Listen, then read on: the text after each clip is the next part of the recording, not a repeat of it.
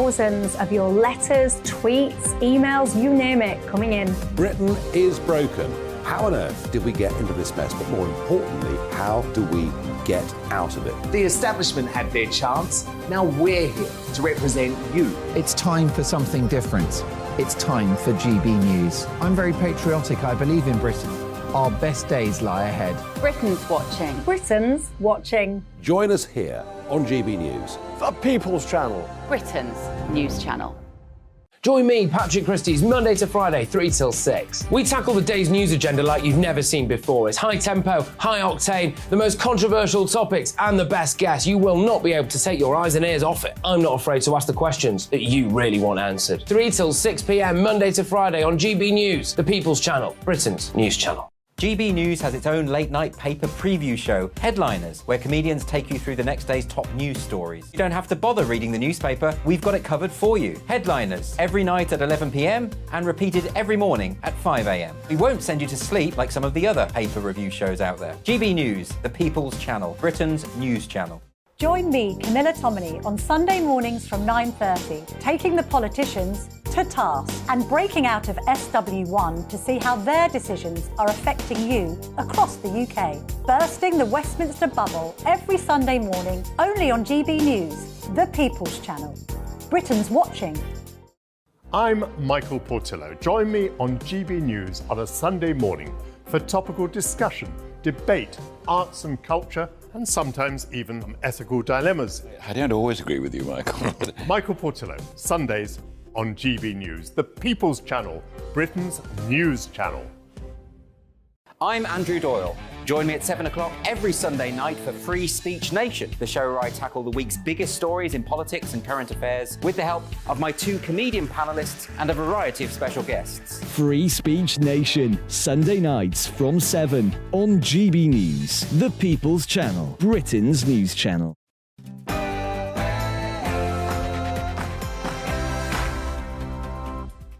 Very good afternoon, everybody. It's Patrick Christys here on GB News with you 3 until 6. And we join each other on an absolutely historic day because for the first time in history, a former US president will attend court to face criminal charges. We will be live with you throughout the day as Trump. We're looking at the courthouse there. So Trump is going to leave Trump Tower and attend that courthouse. We understand the security is being ramped up at the tower. What does that mean? Will he be on his way in there very, very shortly? In other news, though, a little bit closer to home, cowardly criminals. That's right. There are calls for no-show criminals like Thomas Cashman to be dragged to the dock to look the judge and their victims in the eye as they are sentenced.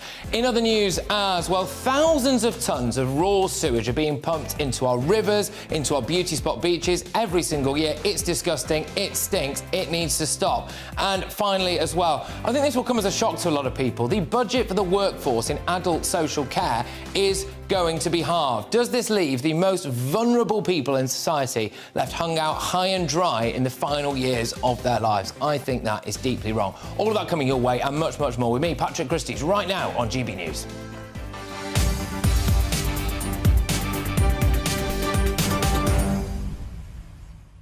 Yes, historic day today, ladies and gentlemen. We'll bring you all of the Trump watch.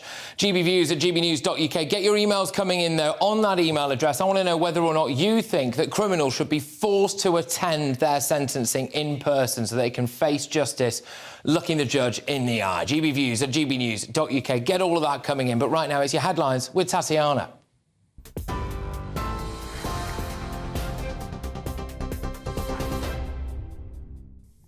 Good afternoon. It's 2 minutes past 3. This is the latest from the GB Newsroom. Donald Trump is due in court to face criminal charges, becoming the first sitting or former president in US history to do so. These are live pictures from New York, where he'll be formally charged, fingerprinted, and could possibly have his mugshot taken. He was indicted over an alleged hush money payment to the adult film star Stormy Daniels before the 2016 election. His lawyer says he'll plead not guilty. Former Republican congressional candidate Jake Hunsaker says Republicans are tired of the Trump circus. And that's exactly what, as Republicans, we are trying to avoid. Donald Trump ran in 2016 on a platform of draining the swamp, of getting rid of the drama in Washington and getting back to business. He did some of that when we had a Republican majority in the House and the Senate. as was to be expected. But since then, it's been circus show after circus show, and this is more of the same. And as a Republican, lifelong Republican, former congressional candidate, I've talked to voters every single day who just say, we want this to end. Finland is officially now a member of NATO.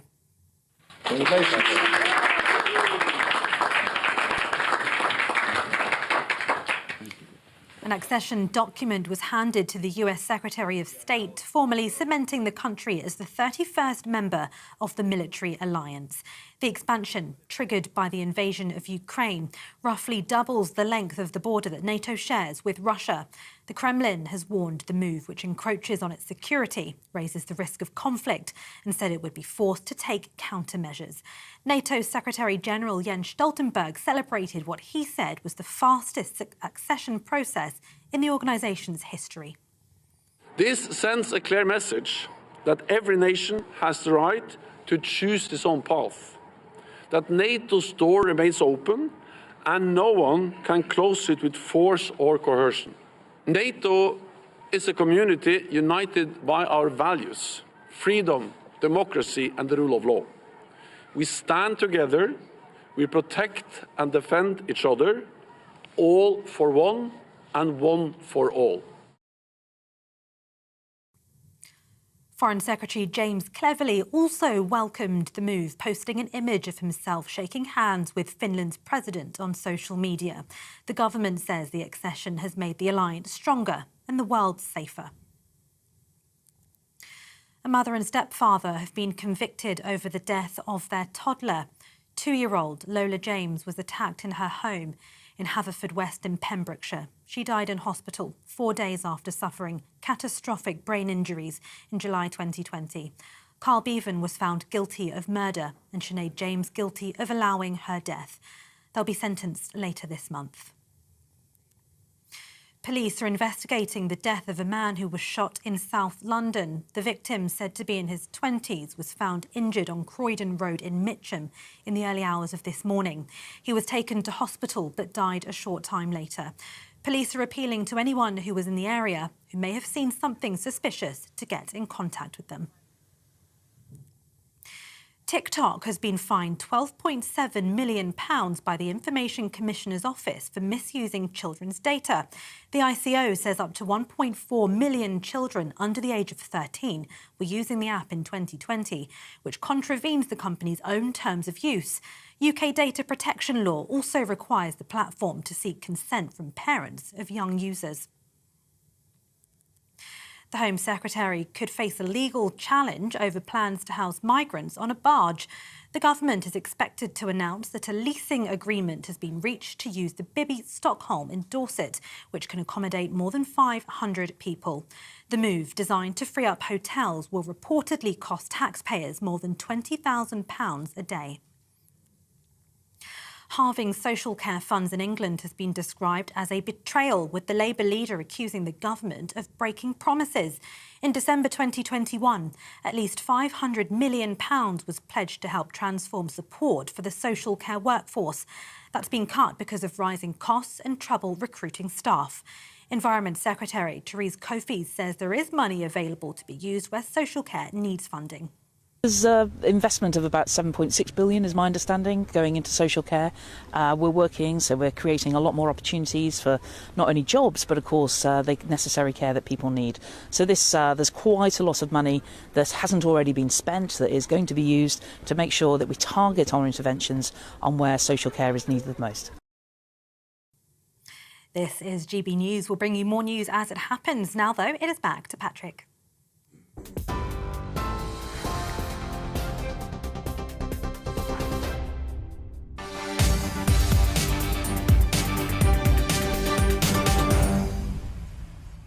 Yes, welcome along, everybody. Now, we, of course, start with Donald Trump, and even by his standards, this is an extraordinary day. He will become the first former US president to appear in court facing criminal charges in just over 4 hours' time. It might be less.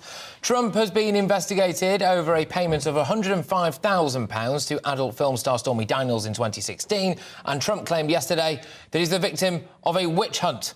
And his lawyers say that he will, quote, loudly plead not guilty. It is an absolutely historic day, this, ladies and gentlemen. We've got cameras outside the courthouse, outside Trump Tower, and crucially, as well, one right now in New York with our political editor, Darren McCaffrey, who is right in the thick of it. Darren, there you go. What's going on where you are, Darren, as tension builds?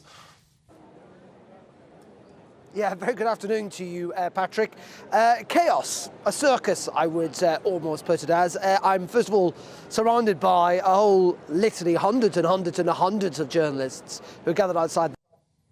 You say, wait. OK. All right. OK, all right, look, we're just going to leave Darren there because it is a bit of a dodgy signal, unfortunately, mainly because there's so many media people there desperately trying to get their signals out. But I'm just going to fill you in. It is, of course, the day that Donald Trump will attend court. It's important to note the prosecutor has arrived, so Alvin Bragg has arrived in court. Trump will leave Trump Tower and go over to the courthouse. We do have footage of both of those scenes, so we'll be bringing you the movement as and when that we get it. And, yeah, as we understand it, of course, Trump is going to face roughly around 34 charges. That's the latest leak that's come out. We'll wait confirmation on that. But his legal team have said that he will loudly plead not guilty, so it will be a fascinating watch. We are also expecting protests from both sides as well, and the White House said yesterday that they were braced for violence. I'm not quite sure we'll see that, although I suppose you never quite know in America, do you? But there'll certainly be very, very vocal and very, very strong protests on both sides. And, yeah, as far as we can tell as well, it's actually doing Trump no harm at the minute, mainly because his campaign funds have gone through the roof to the tune of about $5 or $6 million. But, yeah, let's go and speak now to US political journalist Laurie Laird, who joins me live. Laurie, great to have you on the show. Thank you very, very much. So, yes, OK, an absolutely historic day, this, isn't it, which is the first former president of the United States is going to actually attend a criminal trial. Oh, I believe we've got the wrong person there. That's all right, don't worry. I'm going to go into the inbox very, very shortly. Anyone who does not attend court for sentencing should have 6 months added to each sentence. And this is from Paul, and that is in relation to a story that we're going to be covering a little bit later on, which is one I know is going to get you all going a lot. Yesterday, we covered live here, didn't we, the sentencing of Thomas Cashman, who was sentenced to 42 years, a minimum of 42 years in prison for the murder of Olivia Pratt-Corbell, that 9-year-old girl in her own home, shot in Liverpool. And it prompted a huge, huge, huge public backlash. Not really to the sentencing. He wasn't able to get a whole life order just because of the nature of the crime. But the fact that he didn't attend, he stayed in a cell in the courthouse and didn't come up to present himself, to look a judge in the eye and listen to the victim impact statements. And he's not the only one as well. There have been numerous other cases of people who've decided not to do that. And now there are calls for them either to be dragged to the dock, OK, or to have a camera live streamed from their cell so that they have to be present in that way, shape or form, and also as well whether or not maybe they should be denied any chance of parole at all if they don't attend, just to try to make it harder for them. I'm going to be returning to that a little bit later on, so I want to make sure that you get your views in early doors. Patrick Christys here on GB News, GB Views at gbnews.uk. They should be dragged to the court sentence. And then, well, Ernie, I won't read the rest of that email because you want to do some very nasty things to them, although I wouldn't morally be opposed to it myself. Let's get more now on that top story, which is this historic day in America as Donald Trump is due in court, the first former US president to face criminal charges. And I believe we can now bring Laurie Laird into the fray. There we go. That looks a lot more like Laurie Laird. Thank you very much, Laurie. So, yes, so a historic day anyway. So, look, what are you expecting from this? Because Trump is going to plead loudly not guilty.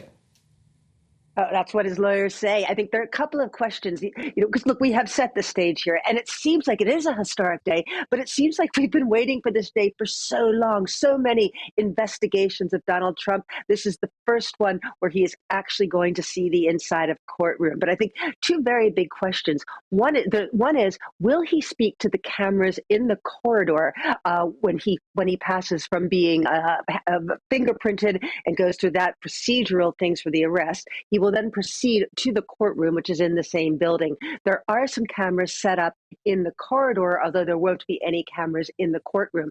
Will he say anything to those cameras, either entering or exiting the courtroom?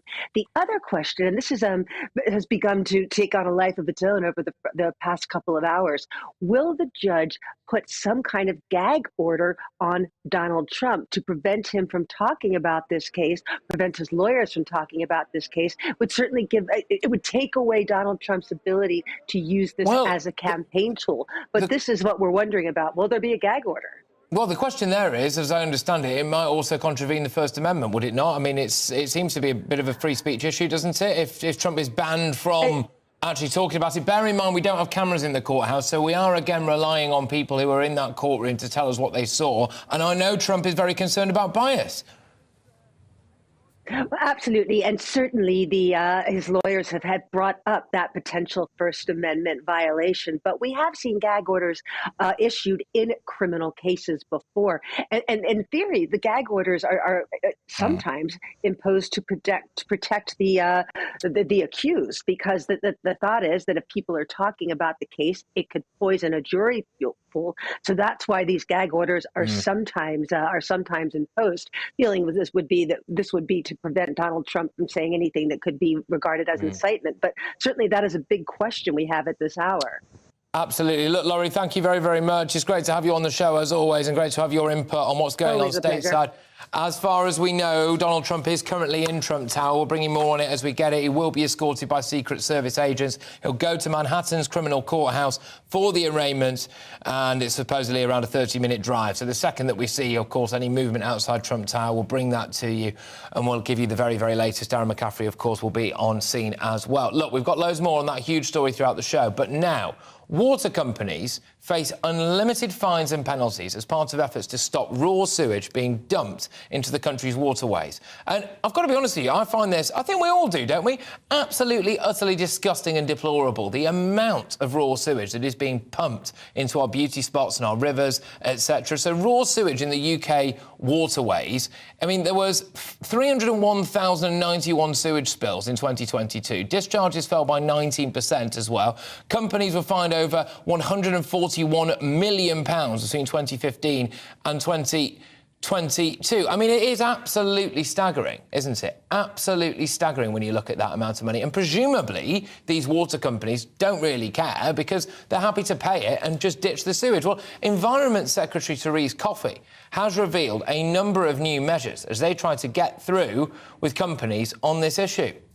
We've got a comprehensive plan for water that's designed to tackle pollution at source, also how it's treated, and to increase the penalties on people who do the polluting. Well, there's been a call for evidence in the past where the government has considered it, and we've already seen some retailers like Boots and Tesco's already stop selling those wet wipes that have plastic in them. Now we're just going to complete it and just ban plastic from wet wipes for good. A lot of things that we do have to go through formal consultation first, as when we bring forward legislation, and therefore we will be making sure it gets delivered within the year. Yes, well, there we go. I'm going to go over now to our national reporter, Thea Chikomba, who joins us from Henley-on-Thames, which is an absolutely beautiful, picturesque part of the world. It's a lovely spot, but unfortunately, you know, it's one of a number of rivers there that is being blighted by raw sewage, etc., being pumped into it left, right and centre. Theo, thank you. What do you got for us?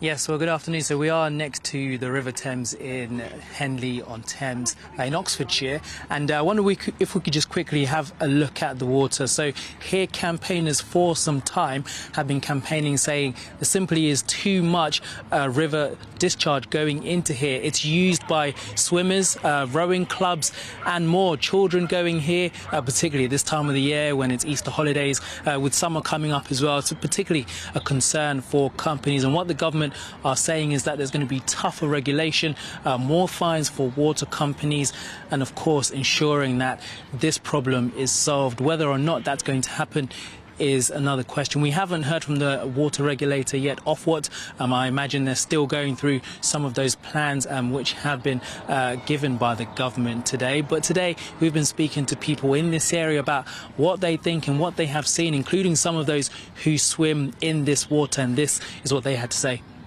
I don't think I'd swim anywhere or ask my grandchildren to swim anywhere that didn't have a blue flag. People come down here to do recreation, and you see them every day. Like, even through the winter, they're coming here and swimming, and the kids coming here and paddling on the water. So it's good to have clean water. My kids, we don't let them swim in the river just because I spend a lot of time on here and I see a lot of stuff in the river, and I really don't want them swimming in it.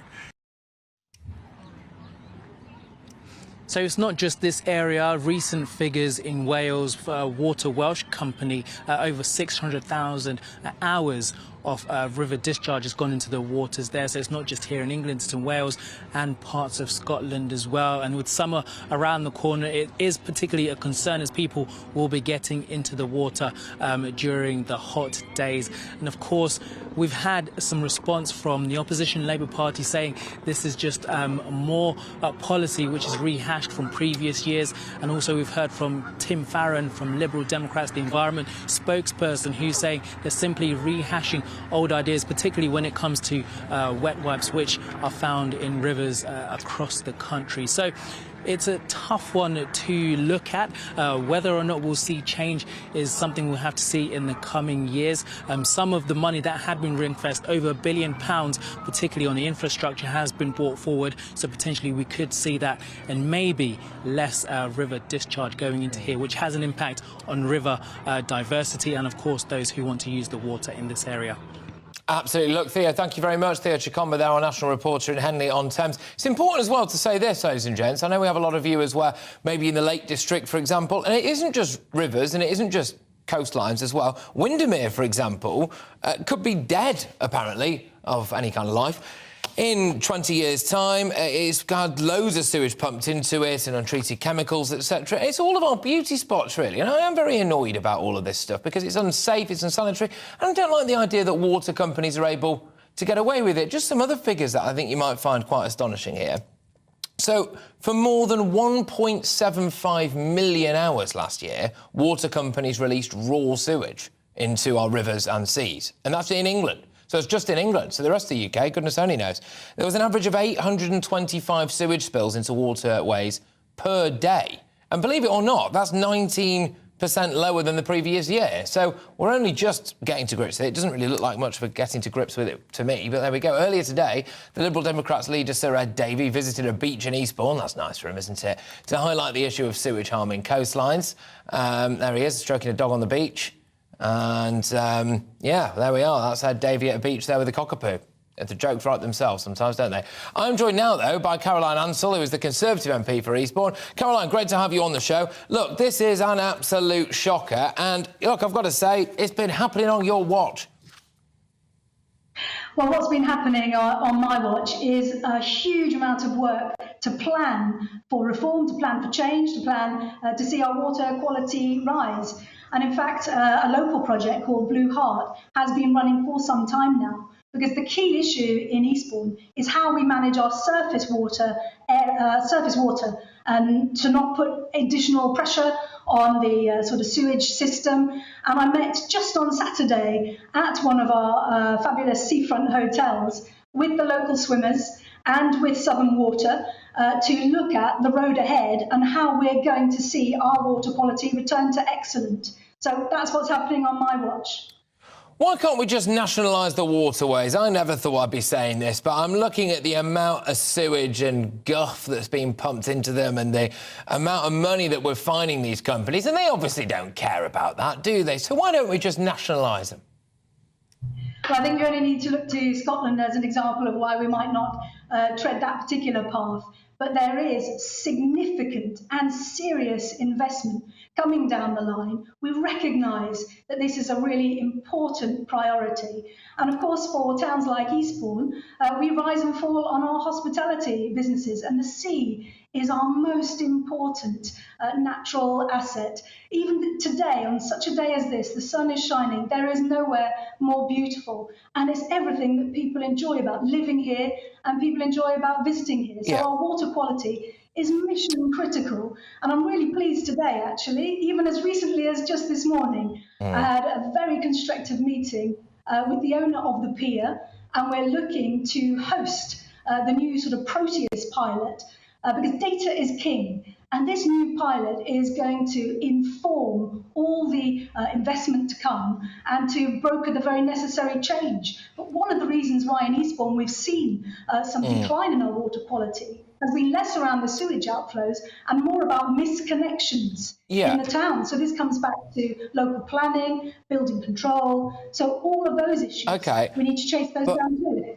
Can I ask, I know a lot of people will be looking at this now and thinking that, you know, if they drop a bit of litter, that's a criminal offence. If they do some misdemeanour, they get a fine and they can find themselves in court for an unpaid parking ticket. But I could pump thousands of tonnes of raw sewage into a river in England and, well, I'd get a fine. Why can't we criminally prosecute the people who are the chief executives of these companies, you know, at the very least, maybe make them swim in it or something, a bit of rough justice?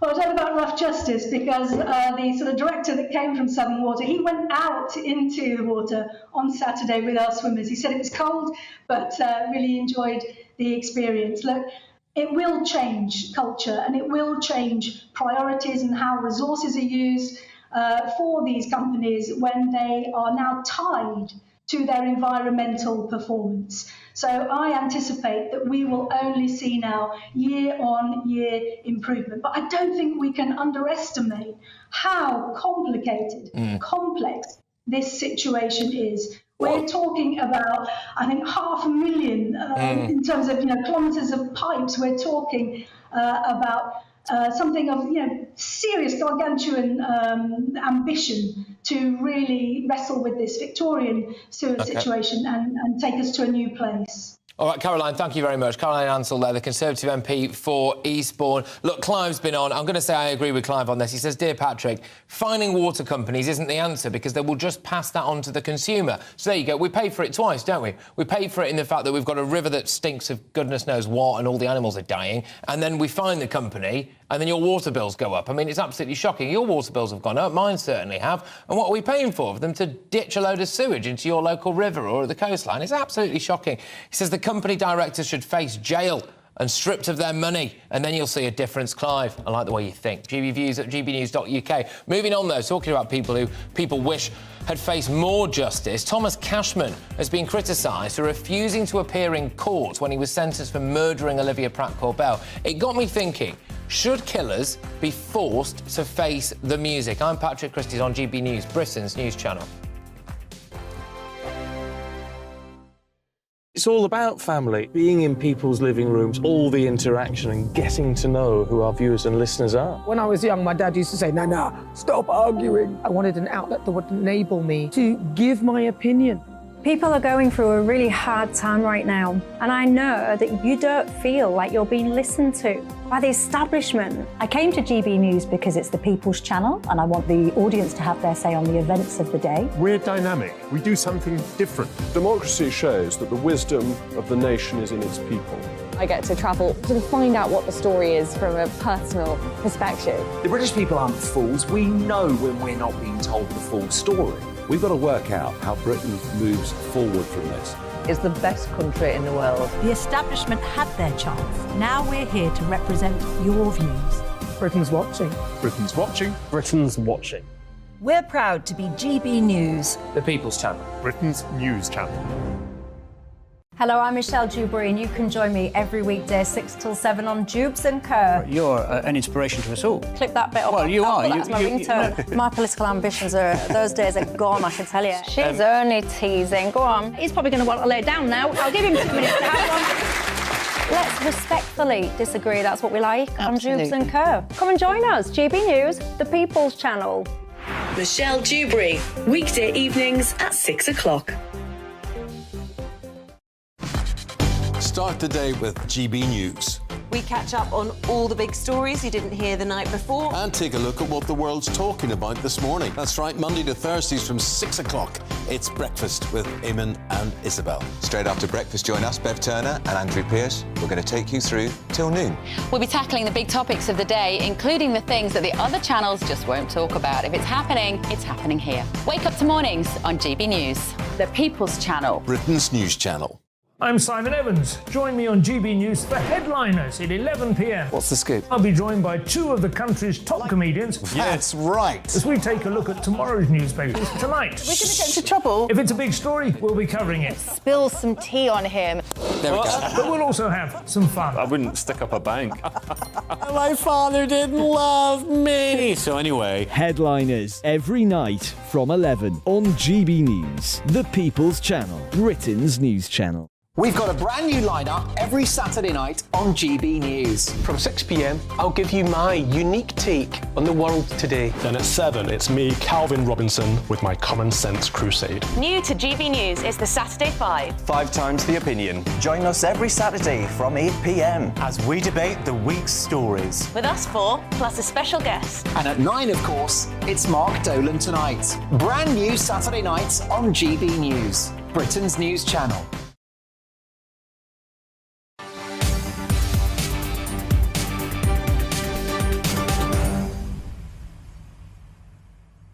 Ladies and gentlemen, it's Patrick Christys here on GB News, and if you're watching us on television or online, you are looking at the outside of the courthouse there in New York, where Donald Trump is going to be in attendance. It's an absolutely historic day, this, people, because it's the first time that a US president is actually going to face criminal charges. His legal team is saying he's not guilty. He's going to plead not guilty loudly, they say. We're expecting around 34 charges to be brought against him, so we'll bring you the very latest on that as and when we get it. We've got cameras there and outside Trump Tower, where he's expected to leave very, very shortly. And we've got our political editor, Darren McCaffrey, on scene.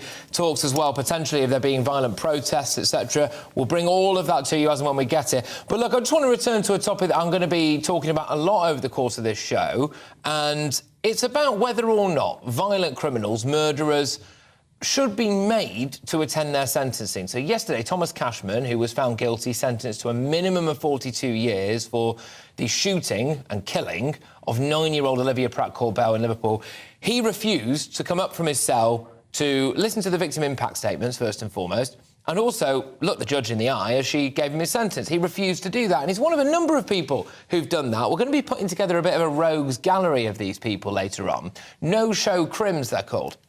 Now, victims of their crimes, relatives of victims of their crimes, and, frankly, I think the public as well, find it absolutely, utterly distasteful that these people have got the bravery, as it were, and the bravado to go and commit some unspeakable crimes. They can take a life away and take a family member away, take a daughter away, but they haven't got the bottle to go and stand in court and be sentenced, or even in some cases, actually, in the case of Thomas Cashman, actually admit to what they've done to begin with. And I was asking you whether or not there should be stricter laws in that. What can you do? Can you drag them to the dock?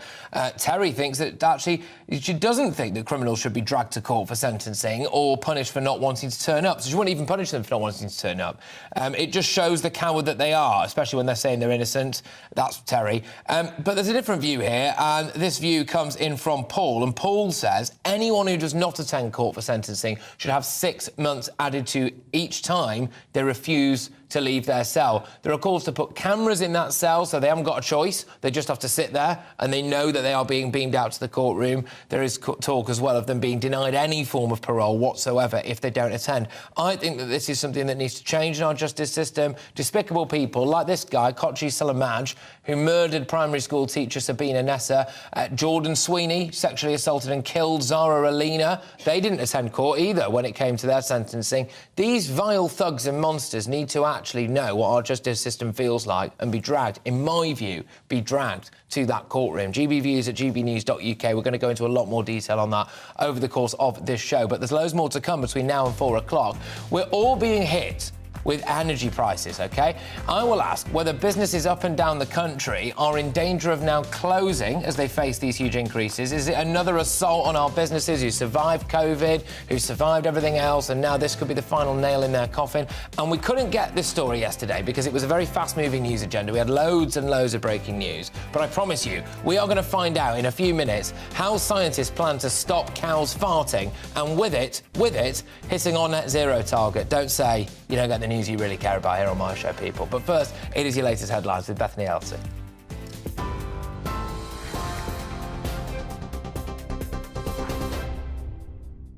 Patrick, thank you. Good afternoon. It's 3:32. I'm Bethany Elsey with your top stories from the GB newsroom.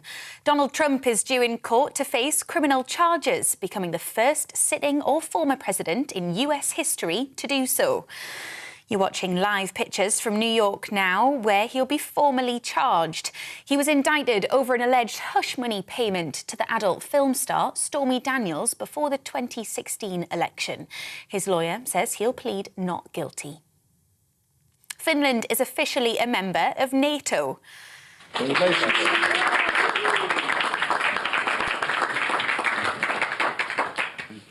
An accession document was handed to the US Secretary of State, formally cementing the country as the 31st member of the military alliance. The expansion, triggered by the invasion of Ukraine, roughly doubles the length of the border that NATO shares with Russia.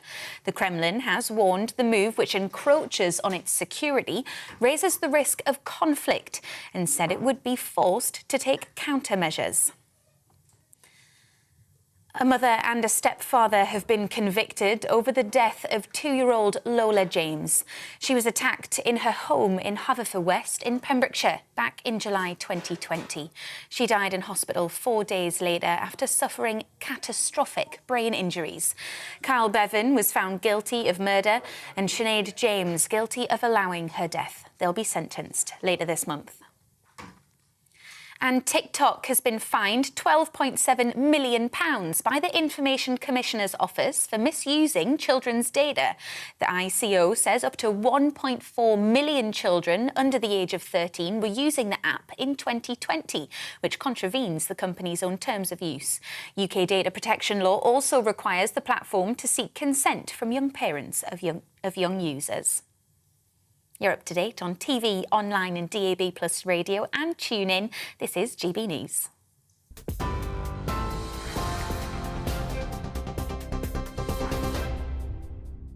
Direct Bullion sponsors the Finance Report on GB News for gold and silver investment.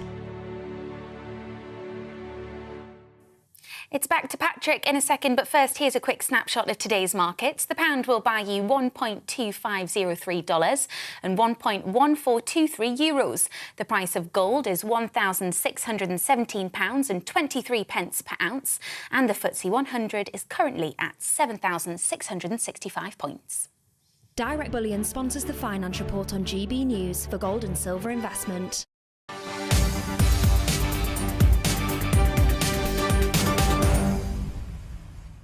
Welcome back. Now, there are growing calls for criminals to be forced to attend court to hear their sentencing, as well as the judge's comments and, crucially, I think, the victim impact statements. It comes after Thomas Cashman refused to appear in the dock when he was sentenced yesterday to a minimum of 43 years in jail. The drug dealer was convicted for the fatal shooting of 9-year-old Olivia Pratt-Corbell in her own home in Liverpool last August. And it happened when Cashman opened fire on a rival gang member in the street and chased him into Olivia's family home in Dovecot. Well, look, Thomas Cashman isn't the first criminal to refuse to appear in court, not by a long chalk, actually. Last year, Kochi's Sewage was jailed for a minimum of 36 years for murdering primary school teacher Sabina Nessa in south-east London. The judge, when sentencing, said it was cowardly of Sewage to refuse to appear in court. And another face you can see in our rogues gallery that we've put together there is no-show Jordan McSweeney, who sexually assaulted and killed Zara Alina in Essex in June. The law graduate's family have now called on Justice Secretary Dominic Raab to ensure such offenders should have their sentences increased when they refuse to go into the dock. Look, I think it's absolutely disgraceful. If these people want to feel the full force of the British justice system, or we want them to anyway, surely they should attend the sentencing. Surely they should be made to listen to the impact that their crimes have had on relatives of the victims, on the victims themselves in some cases. Look, that's just my view. It's kicked off in the inbox about this. Get your views coming in, gbviews@gbnews.uk. I don't mind taking quite a draconian view on this. I think they should be dragged up there. But I'm joined now by Simon Harding, who's a former senior investigating officer at the Met Police. Look, Simon, thank you very much. Do you think they should be dragged up to court to face the music? I think dragged physically would be very difficult, very awkward, and they would continue to perform in a box if they were listening to victim impact statements. I think the thing around this is it's not uncommon. I mean, I could add many names to that list of rogues gallery that you've put in there. Zahid Yunus, 38 years for killing 2 women, keeping them in a freezer for a couple of years. You know, he failed to appear on his last day when he was to face sentencing. You know, and the family had been there for the many weeks. And yeah, it is disrespectful. It's very sad to see it, and you all want them to be there to hear the impact statements and hear the real impact it's had on that family. The police want them there. You know, the judge wants them there. Everybody wants to see them face the result of what they did. Can we not add time to their sentencing then? Can we not do something like that? Can we not say to you, all right, fine, but if you don't attend, for the sentencing will add a mandatory 6 months on or a year on. I suppose it depends. In the case of Cashman, 42 years, he might not mind about an extra 6 months. What's that to him? The removal of any possibility of parole ever. Is there something we can add to their sentence, do you think? Well, I think, yeah, like you say there, I mean, adding 6 months to his sentence is nothing, really. Taking away parole takes you into a different sentencing, doesn't it? It takes you into a whole life tariff. You know, you're going to be forever behind bars. So that's not what was passed here. You know, maybe against the sort of feelings that most of us would have had in this particular case, that he could have had a whole life tariff. So I think there's many sort of thoughts that will be around what Dominic Raab might suggest. I mean, pumping sort of sentencing through microphones into their cells or whatever it might be. But you know, if they don't want to hear it, they don't have to, and unfortunately, and they won't listen to it if they're there and being forced to. What about cameras in their cells in the courthouse? So could they not be live streamed from there? And obviously the sound would be off, so there wouldn't be any disruption, but they could hear it. You know, I mean, can they hear it already? Thankfully, I've never been in the cell in a courthouse, although presumably it's only a matter of time. But can they hear it? No, they don't. Once they don't come out, that's it. There isn't that speaker system or anything inside any cells like that for them to be forced to hear it. I mean, you know, our law doesn't cater for that. That part of bringing somebody up to listen to the final result of their sentence. So, OK, well, maybe that's something that could change. Look, can I just ask you one last one, if that's all right? When you're a senior investigating officer at the Met Police, as you were, and you see someone, you must have come across people that you just think you are utterly evil. And how does that feel for you to just be there with them and watching them get prosecuted and sent down and stuff? Do you struggle to contain your emotions sometimes? I don't struggle to contain them. I think you're there, you know, the reason you're there is for the family. That's what it's all about. And it's not about whether, as the senior investigating officer or the team that works around you, you know, we are delighted on behalf of a family that they get justice, obviously. And quite often, and especially in sort of homicide investigations, you are looking into the eyes of the most evil people that are alive. And, you know, many times you think sometimes you've met the most evil person until the next job, you know, so it's kind of a bit like that. And yes, of course, your emotions are there, that you want to see them convicted more than anything else, to see them convicted. And then the sentencing is a very complicated situation quite often with their previous convictions. And, you know, this guy, Cashman, had full of previous convictions. And you know, you want to see them get the most that they can possibly get based on our laws. Total lack of remorse. Doesn't appear to give a stuff about anything. I mean, it's just absolutely harrowing. Look, thank you very much, Simon. Simon Harding there, a former senior investigating officer at the Met Police. Yeah, and I'll be returning to this throughout the course of the show, ladies and gents, because I want to hear from you on this. Do you think that these absolute vile, cowardly thugs, and they are cowards, actually, should be dragged to court to actually hear their sentencing and the victim impact statements? But from one court, but for very different reasons to another. We're going over to America now because we are going to show you live images from New York. There we go. Yeah, so Donald Trump. It is a historic day, this, people. It is a historic day. Former US president facing criminal charges. The first former president to ever face criminal charges at that Manhattan courthouse. He's going to be moved from Trump Tower to there, and presumably very shortly, and we'll bring that all to you live as well. So there we go. We just want to mark that. Now, moving on. The government has been criticised after the funding that was promised for the social care workforce in England was halved. And I find this absolutely, very hard to believe, actually. In 2021, the government pledged to invest at least £500 million over a 3-year period. But that figure is now £250 million, according to the Department for Health. With me now is GB News' political reporter, Olivia Utley. Olivia, what does this mean? Because we've got an ageing population, we've got a growing population, we've got an absolutely knackered NHS, and now, apparently, the social care system, so elderly people who need carers to come round, they're not going to get them. Well, yes, on the face of it, that is what it looks like. When you dig a little bit deeper, it looks like the government strategy might not be quite as sort of headline-grabbingly bad as is first suggested. But at the end of the day, the government has allowed these to be the headlines. And it seems like, if at the very least, it's a massive failure of optics. So essentially what happened was in 2021, there was a white paper on social care. 500 million was pledged. It was called the people, social care for people, or something like that. And it was all about putting boots on the ground, hiring more people, money to be paid for unpaid care workers, so people who are looking after family members at home, etc. Now, the government it seems to have scrapped that policy idea and instead is talking about £250 million, so half of that, to be invested in streamlining digitalisation of the services. Not clear exactly what that means. Care by making AI. sure that people are discharged from hospital quicker. All good things, but it sounds like the budget is being halved. The government has said that all the money that was pledged for social care originally will still be used in social care. It's just being rejigged. I find it astonishing, right, because we had paramedics going on strike, we had nurses going on strike, we've got junior doctors going on strike, there's even talk of consultants going on strike. And throughout it all, adult social care workers did not strike. And they were the ones who I think a lot of the public had arguably the most sympathy for. They didn't strike, and now it looks as though there's going to be a massive budget cut, or potentially anyway fewer of them.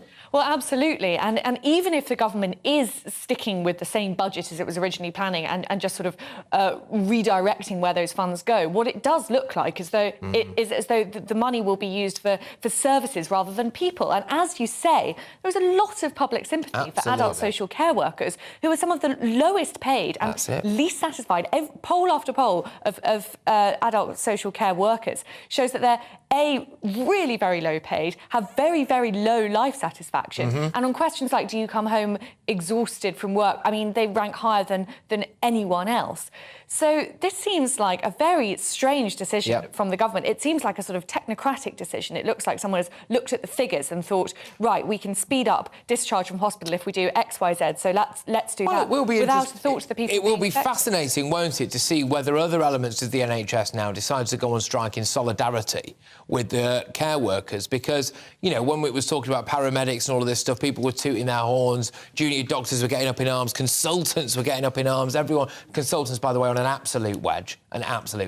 They're all very angry about the plight of nurses, and meanwhile you've got social care workers there, bless them, who worked all the way through a pandemic, who were told they were going to lose their job if they didn't get a vaccine, who are on less money than think any of the aspects of the NHS I've just rattled off there, and now they're potentially going to have budget cuts. But Olivia, thank you very, very much. Olivia Rutley, our political reporter. You know what that means for you, though, ladies and gentlemen? Mark my words, if you've got elderly relatives, you are, if you don't already, going to have to start looking after them more, because there is going to be less care in the community. A lot of cultures do that, and I do think that is an area of British culture that maybe we lag behind, but I think you're going to have to get used to it. You better start mocking up that spare room, ladies and gents, because you're going to have an elderly relative in there before you know it. But yes, we're moving on from that now, because with me is Tony Stein, who is the Chief Executive of Healthcare Management Solutions. Sorry, same story. Tony, yes, so look, do you think now that this is absolutely, almost criminal, really? I mean, what is going to happen to our elderly population who are desperately in need of care, and indeed the workers who are supposed to look after them? Hi, Patrick. Yeah, it's well, the whole thing is a mess, and it's been a mess for pretty much all the time I've been in the sector, which is over 20 years now. And despite repeated promises by the government to deal with it, this I have to say, I think this. I beg your pardon. The issue here of the investment of 500 million being cut to 250 million is a bit of a red herring, if I'm perfectly honest with you. I think the funding issue for social care is much, much bigger than that. We have a crazy system in this country where if you break your arm, you rock up at A&E and these days wait a long time. But generally speaking, you turn up and you just hope that the queue isn't too long and somebody will fix it. But if you end up with dementia, you end up in a horrendous situation where you don't know how you're going to be cared for and who's going to pay for it.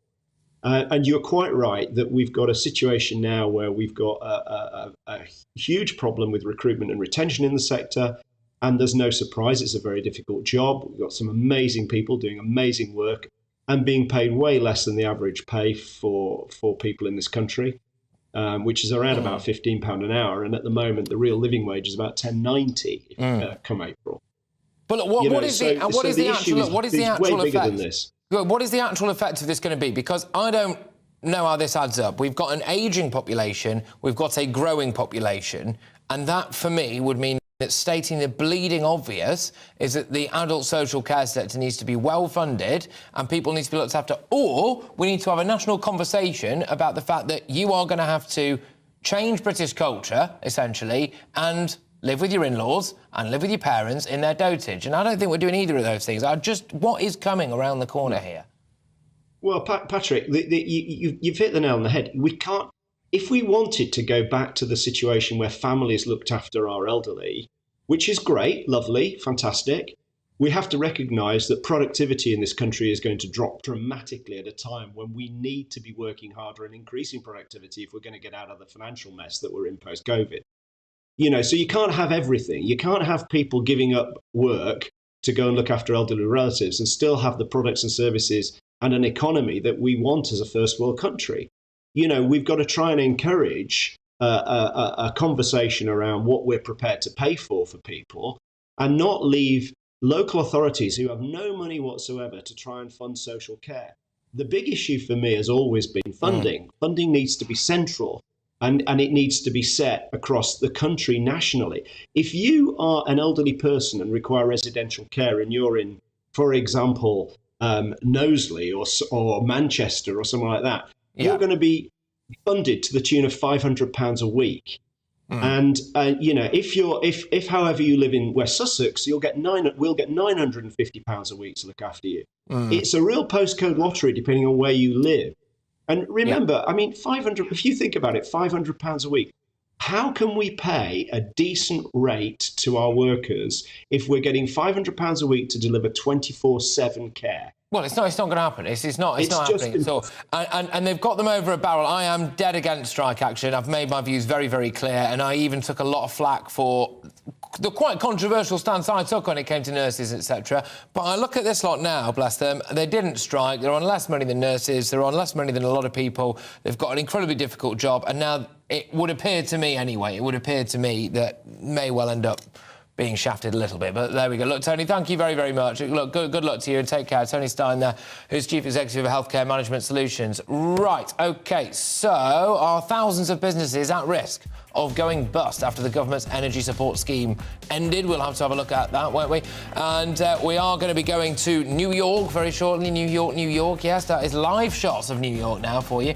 Because it is an absolutely monumental day in US history, I think really for the world, because it is the first former US president who is ever has faced criminal charges. Donald Trump is going to leave Trump Tower and jettison himself off to a Manhattan courthouse where he will face those criminal charges.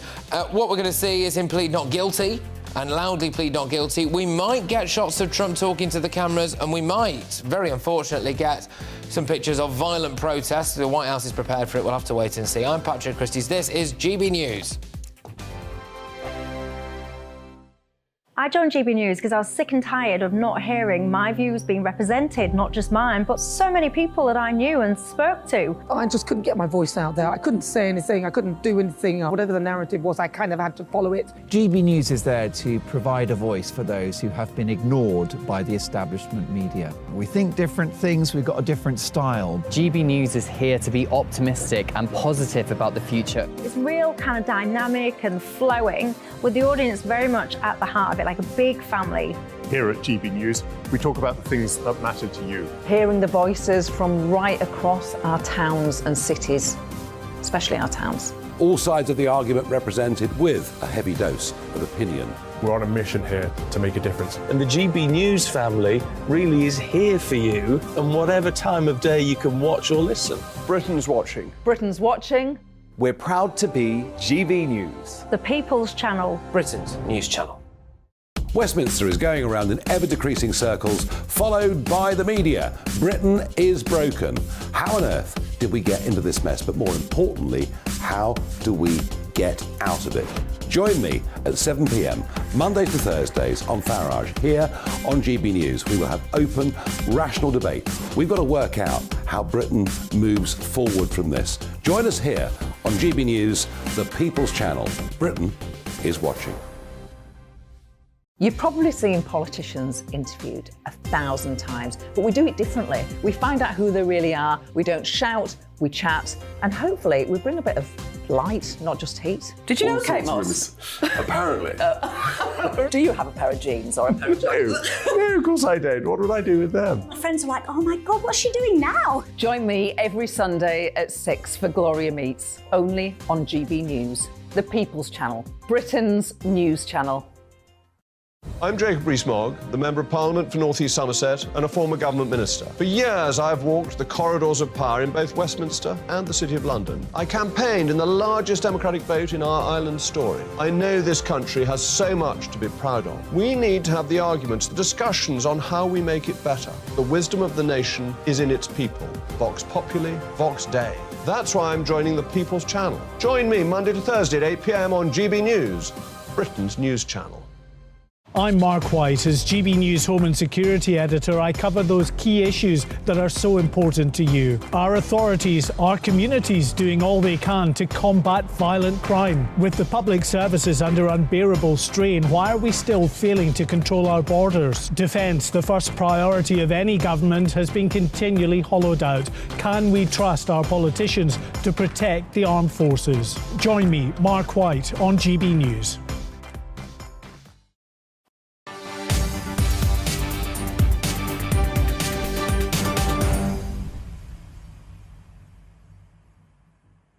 Is New York Live, and that is the courthouse where President Trump is going to attend, former President Trump, I should say, is going to attend. He's going to present himself there and plead, as I understand it, not guilty to around 34 criminal charges, the first former US president to ever face criminal charges, and that's where he's going to leave from, because that is Trump Tower there. So Trump spent last night in Trump Tower. He will be accompanied by security services from there for around the 30-minute drive to that Manhattan courthouse. The prosecutors have already arrived at the courthouse. There is obviously a massive press scrum outside the courthouse, and Darren McCaffrey, our political editor, is one of those people. We'll go to him in a little bit. But closer to home, businesses up and down the country have seen their energy bills rise sharply this week after a government support scheme ended. So the Energy Bill Relief Scheme was brought in after the cost of gas and electricity shot up last year.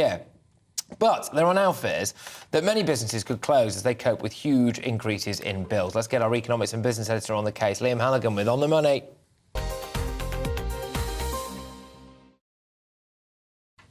Could this be the final nail in the coffin for some businesses, Liam? Well, Patrick, as of the beginning of this tax year, businesses don't get any support with their energy bills. They have been given support by the government for months and months, as energy bills have been very, very expensive. But now only the most energy-intensive firms, steelmakers and so on, don't. I actually thought we were going to play my film from the Midlands, but I guess we're not.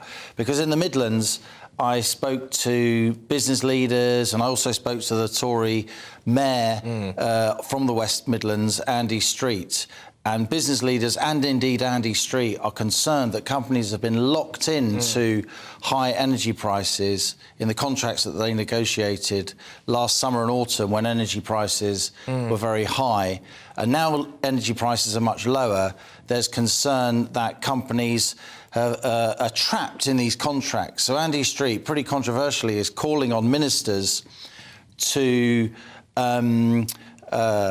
force energy companies to release the manufacturers and the pubs and the clubs that are locked into these high energy bills. It's a pretty important thing for lots and lots of GB News viewers and listeners, because there's jobs and a lot of these firms are in red wall seats that will be very, very important in the next general election. Yeah, look, absolutely, and it is an absolute shocker as well, isn't it? And, you know, they've put up with a lot, haven't they, the businesses? We had the COVID, we had all sorts, we've also had corporation tax going up, and, you know, you look at it now and you just do fear, I think, when we look at trying to grow our economy, etc., is it actually quite a bad place to be looking to start a business and grow a business at the moment in Britain?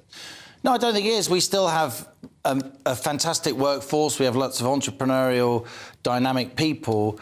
But the point I was trying to make in my film, which I guess we're not going to show, is that corporation tax has just gone up. And on top of that, a lot of firms have lost the support that they had for their energy bills. And that, many people feel that is a double whammy, particularly, again, in the Midlands and the North East and the North West, where we have lots of manufacturing firms who have now lost that energy support. And there are fears there could be job losses and so on. I mean, I spoke to the head of the Confederation of British Metal Formers. This is a guy who represents hundreds of businesses employing tens of thousands of people.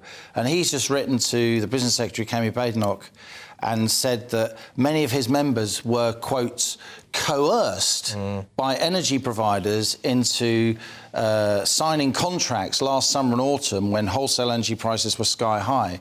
And he is calling it, the Confederation of British Metal Formers is calling it the worst mis-selling scandal since the PPI scandal of the 90s. You probably don't remember that because you weren't born, but that was when lots of banks were forced to pay consumers billions of pounds compensation for insurance policies that they didn't actually need. So I predict in the months to come this could become a major, major issue, which is why a very canny Tory politician like Andy Street exclusively said to me that he wants the Treasury to force energy companies to release manufacturers from these contracts. Good stuff, Liam. Thank you very much. Liam Algan there, economics and business editor with On the Money. Right, look, I'm Patrick Christys, and I will be bringing you loads more throughout the course of this show. It is Trump's day in court, ladies and gentlemen. Yes, that's right. The former US president is due in court to face criminal charges. We will bring you live movement from there. That's the courthouse you're looking at now. That's Trump Tower, where he will be leaving. We will bring you that very, very shortly, as and when we get it. I'm Patrick Christys on GB News. Don't go anywhere.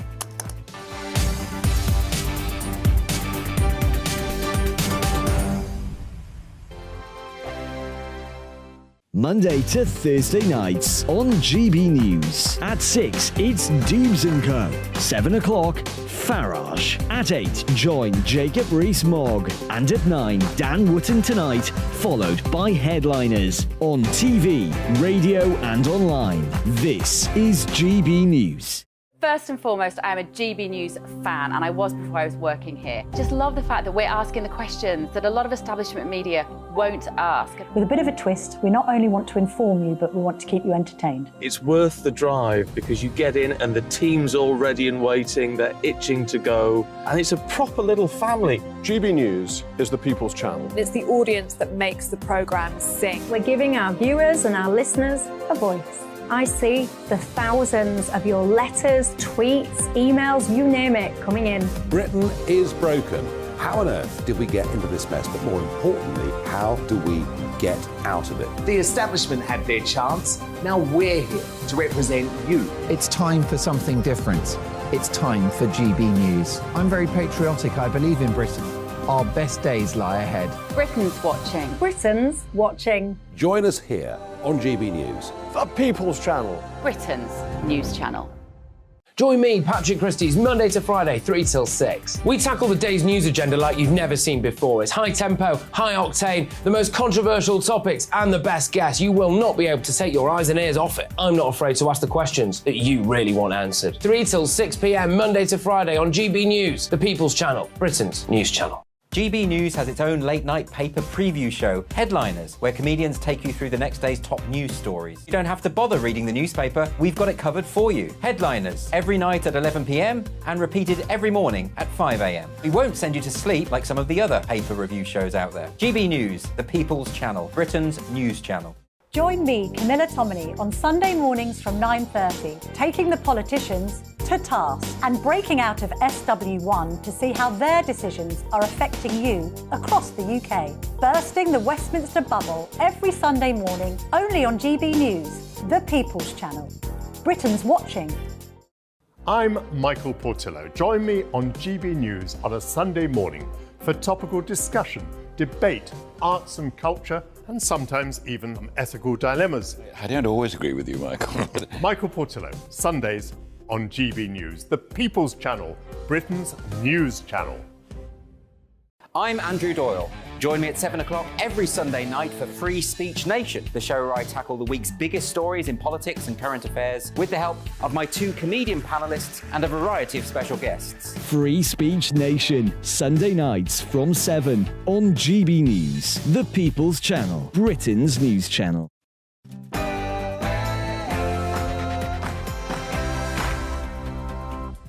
Well, a very good afternoon, everybody. It's Patrick Christys here with you on GB News. It's a pleasure to join you on what will be an absolutely historic day because former President Trump is going to attend court. He will be the first ever former president of the United States to face criminal charges. We're going to bring you live shots now from New York. That's the courthouse that Trump is going to wander into at some point very, very soon. He's going to be leaving Trump Tower, of course. We understand he might be facing around 34 charges, and he's going to plead loudly not guilty. There we go. But closer to home, back to court, but for very different reasons. No-show criminals. I think this is absolutely disgusting. These violent, murderous thugs and rapists, etc. They are refusing to present themselves in court for their sentencing, to face the music from judges, and crucially, to listen to victim impact statements. Should they be dragged up to sit in the dock? That's what I want to know your views on there. In other news as well, thousands of tons of raw sewage is being pumped into our waterways every single year. Our rivers, our beauty spots, our lakes, it has to stop. These water companies don't care. They just take the fine and they continue to do it anyway. When and how will it end? And yes, get a load of this. Do you remember this migrant barge that was being spoken about? So no detention camps for them. We can't really deport anyone. They're all going to be put on a barge off the coast of Dorset. Well, shock horror, the Tory MP for Dorset, the local council for Dorset and the local residents in Dorset don't want a barge full of illegal immigrants on their doorstep, even if it is slightly offshore. So that's kicked right off. We'll bring you the very latest on that as and when we get it. Patrick Christys right here on GB News.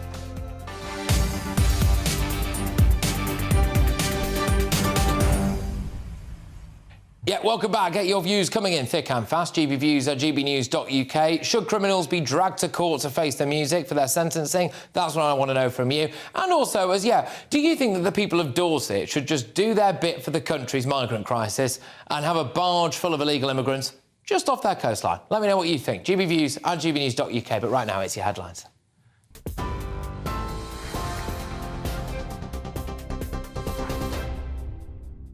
Patrick, thank you. Good afternoon. It's 4 minutes past 4. I'm Bethany Elsey with your top stories from the GB Newsroom. Donald Trump is due in court to face criminal charges, becoming the first sitting or former president in US history to do so. You're watching live pictures from New York, where he'll be formally charged, fingerprinted, and could possibly have his mugshot taken.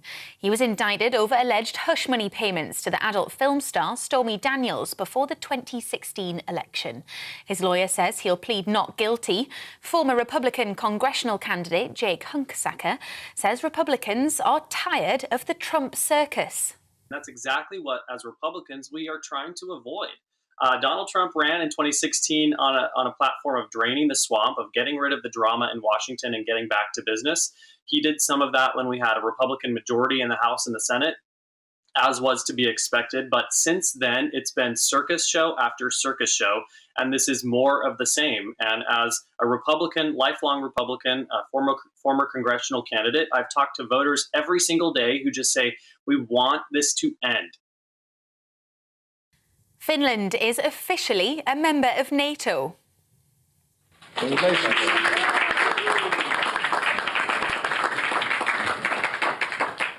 An accession document was handed to the US Secretary of State, formally cementing the country as the 31st member of the military alliance.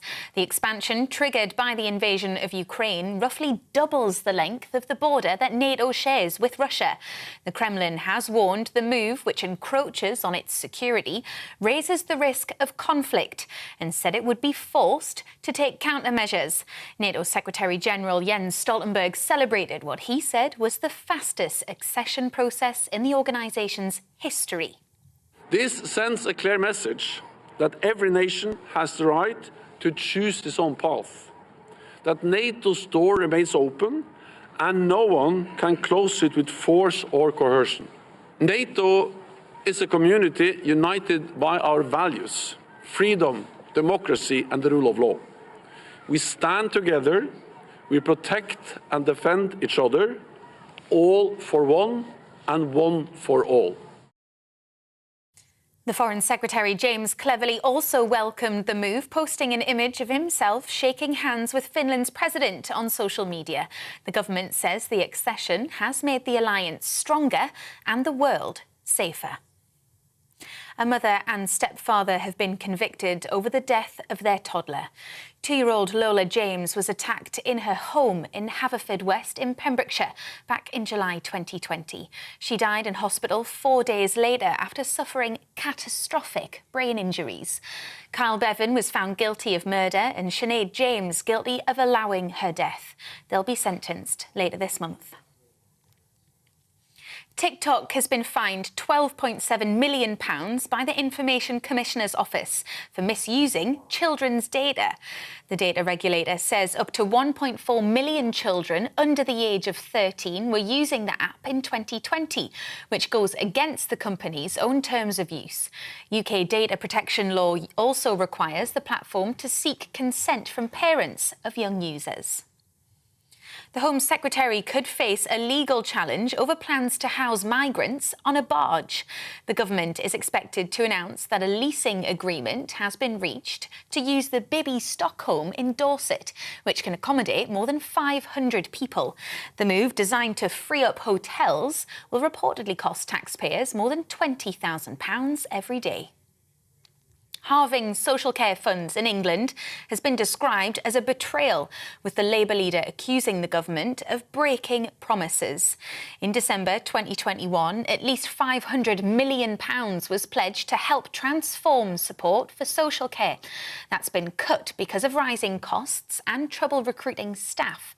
But the Social Care Minister, Helen Whatley, denied reducing funds and says the reforms are necessary. We're not taking any money away from social care. All the money that was allocated for social care is going into social care. We made a historic commitment to social care at the autumn statement, up to £7.5 billion going into social care.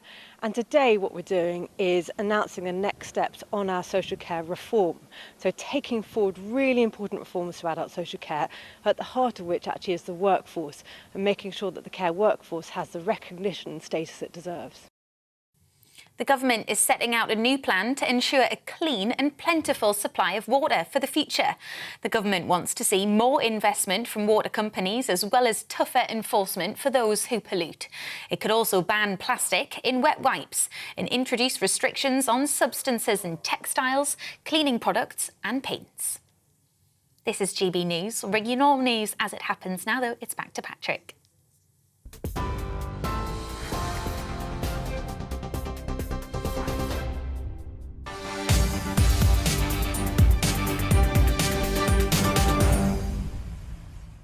OK, welcome back, everybody. Now, we start with Donald Trump, and even by his standards, this is an extraordinary day. He will become the first former US president to appear in court facing criminal charges in just over 3 hours' time. And in a recent message that Trump's issued on the platform Truth Social, he's criticised the location of the trial and called the whole thing a kangaroo court. A reminder that Trump has been investigated over a payment of £105,000 to adult film star Stormy Daniels in 2016, and, as well as we understand it anyway, numerous other charges. So I am joined now by the actor Antonio Sabato Jr., who says supporting Donald Trump in the 2016 presidential election ended his career. Well, you know, I hope it's not ended too. I mean, you're here today for a start, but no. But it's not ended my career. It's actually started my career in a different way. I'm doing pretty good. I'm doing very well. So nothing bad in my life. I'm good. I'm blessed. Ah, well, good. There you go. I shouldn't have read the auto cue. So, right. OK, so do you think that this is a win? People. Never trust anyone. No. Look, do you think that Donald Trump is facing a witch hunt here? What's your view? Absolutely. Anybody that can function their brains and knows what's common sense knows what's going on. This is a political attackment on the American people. And the American people have waken up. So next election, this actually guarantees us, the patriots, Americans, it's not about parties, it's about Americans who love this country. This guarantees us that he will be our next president. He will be nominated 3 times because the last time they stole the election. So this time is not going to be so easy to steal it. The American people are fed up with this nonsense. We're dealing with a lot of things in our country, open border, fentanyl, our education system is completely gone. Our politicians in all the inner cities are destroying this woke agenda that makes no sense. Now we have aliens in the sky. There's just a lot of lies in the world. And we have a man who speaks the truth, who loves the American people more than his own life, pretty much, who loves God. And who's fighting for us. So we're fighting with him. This is a joke. He'll be back home this afternoon in Florida where he belongs. Obviously, that's what Donald Trump will be hoping for, and his supporters like yourself will absolutely be hoping for. I just want to know, look, do you think it's a little bit premature of you to say this just purely because we're not actually aware of all of the charges yet, are we? No. 1 + 1 is 2. It doesn't make 3. There's males and there's females. I don't deal with anything else that makes no sense. I make sense with things that I see. That makes sense that, we're created with brains that actually work if you actually pay attention and do your homework. And a lot of people are very naive nowadays. Ignorance is bliss. And that's very dangerous because the media is controlled by people with a lot of money. And anytime they attack people like this and they actually get them to the court or they actually get them, behind bars, if that even is going to go that way, is because they stand in the way of freedom.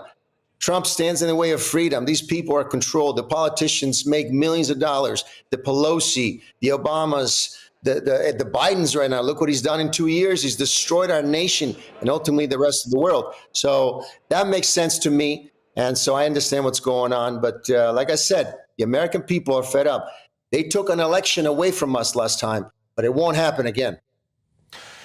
Do you think that there will be violent protests? The White House has warned of violent. They says they're ready. They're ready for violent protests and clashes. Not for the Americans. The patriots don't cause violence. People that are paid, they show up there and cause violence. But New York, listen, we're protected. The president is protected. Everybody will be protected. Nobody's going to open anything or do anything silly because they can't. We have state police. We have local police. We have everybody in between. So they can't do anything this time. OK, all right. And as far as you're concerned, clearly, Trump is completely innocent of all charges. We'll have to go and wait and see exactly what happens there. But you think that this will be the thing that absolutely catapults him to the White House again? I mean, the donations have gone through the roof, around $5 or $6 million from people already. Because some people might be thinking that the controversy around it all, even if they're Trump supporters, they're just a little bit sick of the constant noise. And sometimes, maybe, in something like a bit like we had with Boris Johnson here towards the end, maybe some people just thought, all right, can we just move on from this now? You don't think there's going to be any of that in America?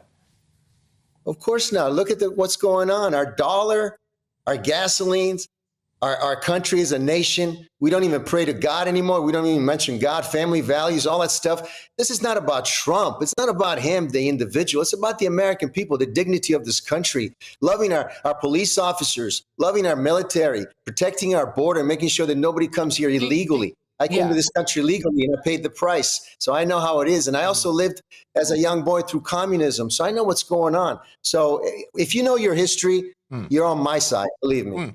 Do you care if Trump did pay hush money to a porn star? 7 years ago, before he even... Do you understand that these politicians and Democratic parties are dealing with children? The Epstein Island, the list goes on of people that...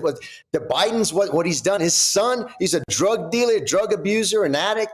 All the lab stuff, all the laptop situation, dealing with China. And you're dealing with a man who supposedly... pay to have sex with somebody, which it was legal. She even signed this paper that's going everywhere. So, and it was before he even announced anything. See, if he wasn't running for president again, this wouldn't be happening. If he didn't announce it last year, nobody would even care about this. OK, all right. Look, well, thank you very much for your views. It's Antonio Sabato Jr. Who's an actor and political commentator, obviously squarely in Trump's court as well. And look, just want to make it clear, there were clearly a few allegations there thrown about around a fair few people who are not here to defend themselves and no doubt would deny them all. So there we go. Worthwhile saying. Let's cross now to New York and speak to our political editor, Darren McCaffrey. Hey, there he is. Darren, good stuff. OK, so we are waiting for Trump to leave Trump Tower, are we, and then attend the Manhattan courthouse? Where are we up to? Yeah, indeed, Patrick. Just to pick up on what your last guest was saying there, clearly this has been investigated for quite a long time, way before President Trump announced that he was going to run for office again. In fact, Michael Cohen, Trump's former lawyer, went to prison over some of the payments that were made. So I'm not entirely sure where your previous guest was making that up from. But you're right in saying we are outside Trump Tower now. We're expecting President Trump to leave here probably in about 2 hours' time, little over 2 hours' time. He's going to travel then essentially pretty much all the way down Fifth Avenue to Lower Manhattan, where he's going to appear at that courthouse a little bit later on, and it's a bit of a circus outside the courthouse, that must be said at the moment. Lots of Trump supporters, well I say lots, a couple of hundred Trump supporters have turned up. There are some counter-protests as well, and we've had a few US Congress people turn up in support of Donald Trump, who are trying to rally the crowds there. And again, unsurprisingly, there are lots and lots of police officers, lots and lots of journalists too. But the key moment will come, we reckon, around 2:15 local time here in New York, 7:15 your time, when Donald Trump will appear in that courthouse, charged for the first time as a US president for a criminal offence. We'll find out what the actual charges are at that stage. But whatever they are, Donald Trump, as lawyers, made it clear that he is going to plead not guilty. He has sent an email out today, Patrick, saying that this is a tragic day for our republic. This is Donald Trump saying that essentially it was his last email before his arrest, in which he was asking people to chip in and save America, expressing concern that the US is becoming what he branded a Marxist third world country, branding the judicial process a kangaroo court. So, as I say, we're all waiting in anticipation for Donald Trump to leave here. You can't really get anywhere close to Trump Tower in terms of the amount of security that is here, and there's a lot of people, unsurprisingly, gathered just to watch the spectacle of Trump leaving this part of Manhattan, going down the islands, as I say, in the next couple of hours or so. Darren, thank you very much. Darren McCaffrey there, our political editor in New York, by Trump Tower.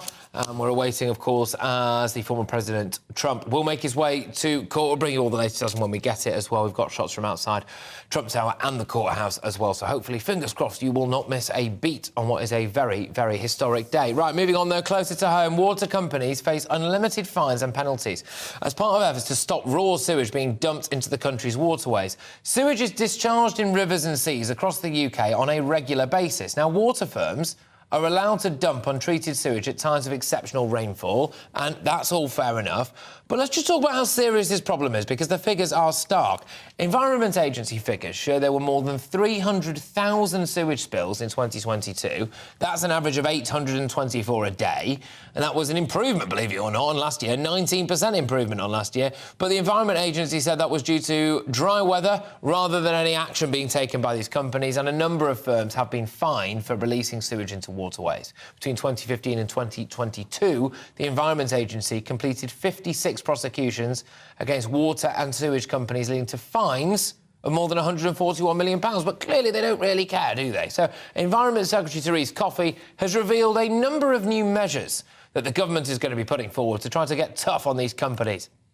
We've got a comprehensive plan for water that's designed to tackle pollution at source, also how it's treated, and to increase the penalties on people who do the polluting. Well, there's been a call for evidence in the past where the government has considered it, and we've already seen some retailers like Boots and Tesco's already stop selling those wet wipes that have plastic in them.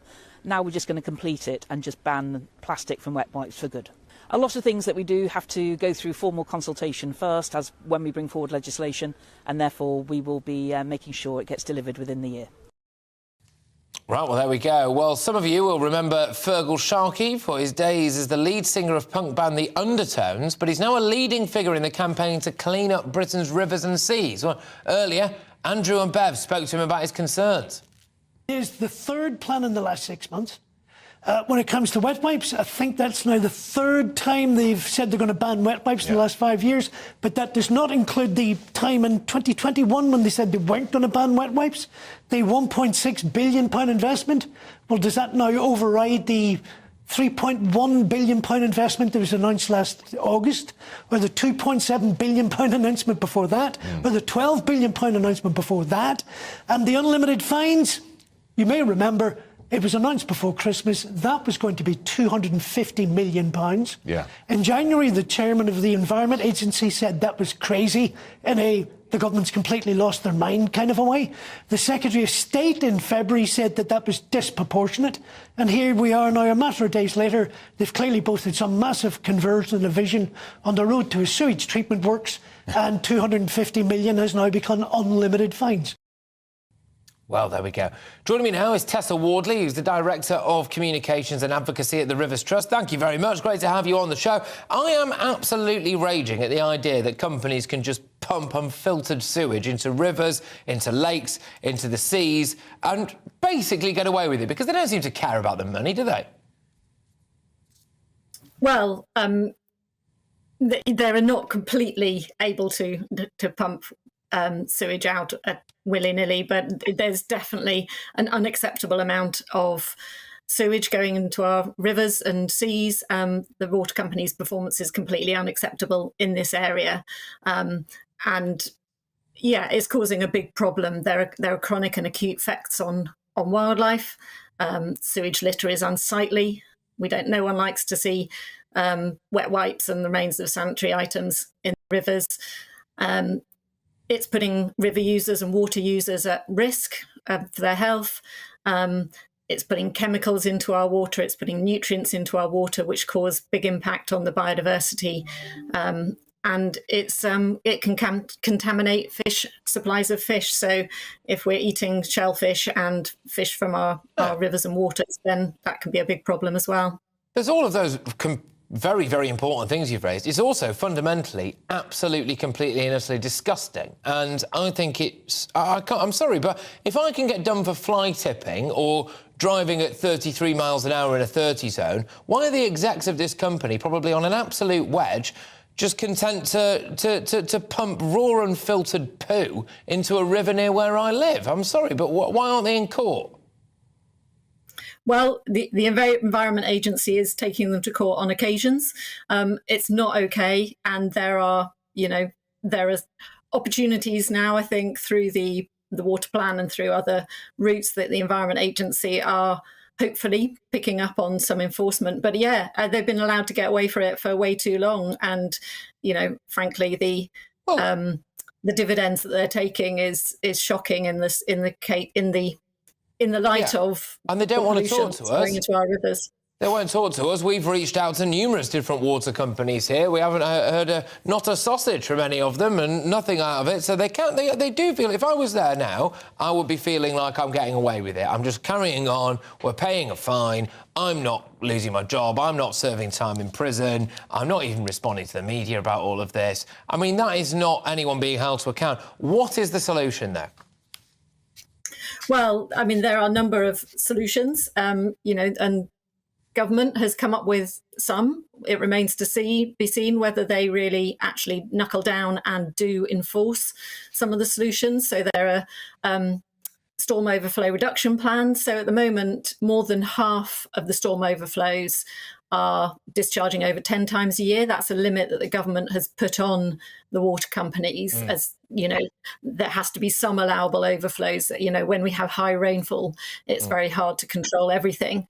But more than half of the overflows are exceeding the limit that the government has put on. But we need to speed up the speed that we're achieving that, because at the moment, their current plan is that could go on for another 25 years. So that's something that needs to speed up. The water companies need to know where these outflows are. Sometimes they don't even know where they're occurring. So they need to get a handle on where their discharges are. It's just absolutely smacks to me absolutely of people just not caring enough to do anything about it. And I think that amount of sewage should be dumped on whatever golf course that the chief execs of these companies are probably on right now. But that's just my view. Tessa, thank you very much. Tessa Wardley, there's the Director of Communications and Advocacy at the Rivers Trust. That'd be something, wouldn't it? Just set a funnel up through the front room of one of the chief execs of whatever water company who's doing it and just go see, how do you like it? There we are. 3 years, though, after Boris Johnson promised to fix adult social care, the government has cut investment in the sector in half.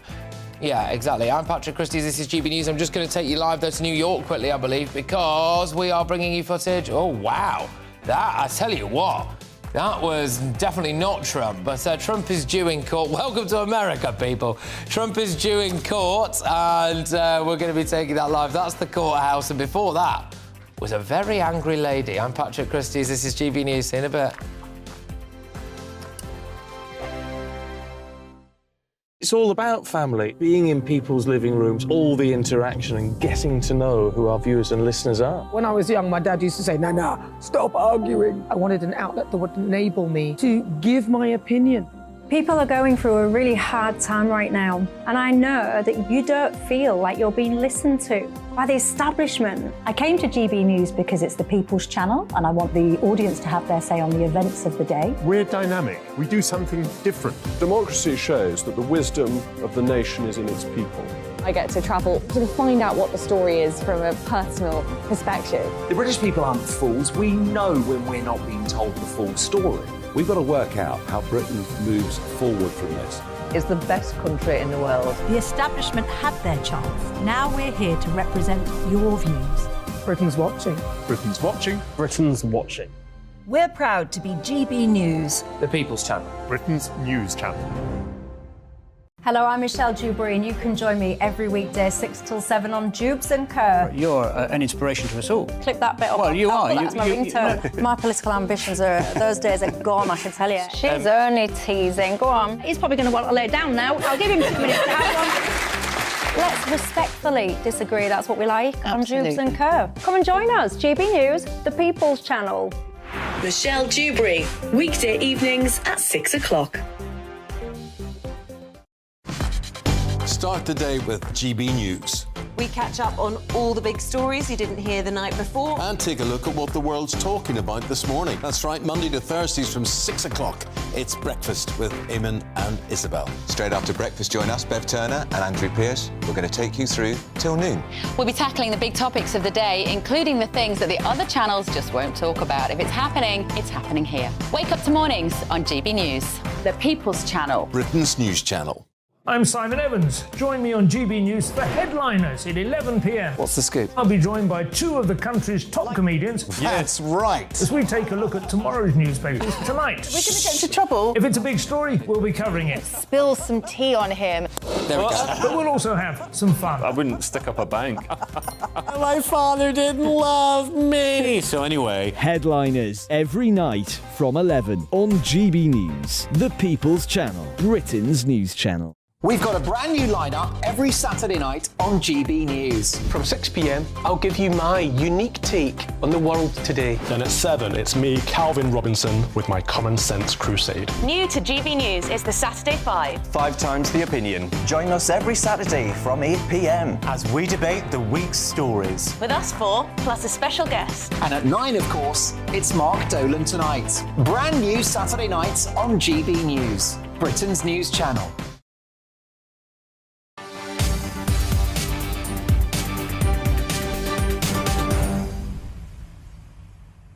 So, this is New York now, ladies and gentlemen. It's Patrick Christys, by the way, on GB News. And we are awaiting the arrival of former President Donald Trump to that courthouse. He is currently holed up in Trump Tower. He's going to be escorted from Trump Tower to that courthouse by security services, where he's going to face, we think, anyway, around 34 charges. He denies all of them and denies them very loudly, his legal team is saying. He has also come out swinging, saying it's a kangaroo court. We're expecting there to be protest as well. We will bring you all of the live footage as we get it. So, yes, make sure you stay tuned in here. I'm also going to just throw ahead to something that I've got coming up. We spoke about it last hour, but if you're just joining us, this is about criminals who vile, murderous thugs and rapists, etc., who were found guilty and then they refused to present themselves at court for sentencing, OK? So we had Thomas Cashman yesterday. We've had loads more as well of this. And we are now calling, really, for a change in the law which would either see them dragged to the courtroom, to the dock, to be able to look the judge in the eye and to hear, crucially, the victim impact statements. And also, on top of that as well, whether or not they should have cameras in their cells, the law needs to change, I think, so that these vile thugs have to face justice and face the music in person. GBviews at gbnews.uk. Get your views coming in on that. Lots of you are. But first, it's your latest headlines with Bethany Elsey.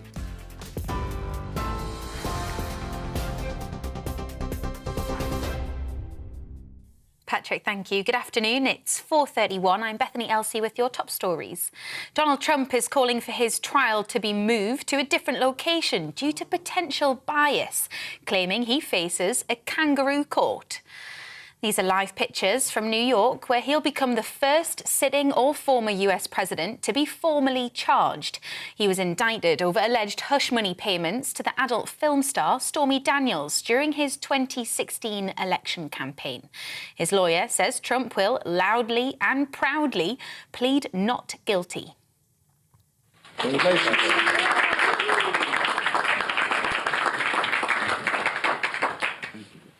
Finland has officially become the 31st member of NATO. An accession document was handed to the US Secretary of State, formally cementing their membership in the military alliance. The expansion, triggered by the invasion of Ukraine, roughly doubles the length of the border that NATO shares with Russia. The Kremlin has warned the move, which encroaches on its security, raises the risk of conflict, and said it would be forced to take countermeasures. Some breaking news in the last few minutes. The Immigration Minister, Robert Jenrick, has been disqualified from driving for 6 months. The MP for Newark was caught travelling nearly 30 miles an hour, faster than the temporary speed limit on the M1 in August last year. He was also fined more than £1,600. A mother and a stepfather have been convicted over the death of 2-year-old Lola James. She was attacked in her home in Haverfordwest in Pembrokeshire in July 2020. She died in hospital 4 days after suffering catastrophic brain injuries. Carl Bevan was found guilty of murder and Sinead James guilty of allowing her death. They'll be sentenced later this month. And TikTok has been fined £12.7 million by the Information Commissioner's Office for misusing children's data. The ICO says up to 1.4 million children under the age of 13 were using the app in 2020, which contravenes the company's own terms of use. UK data protection law also requires the platform to seek consent from parents of young users. You're up to date on TV, online, DAB+ radio and TuneIn. Now it's back to Patrick.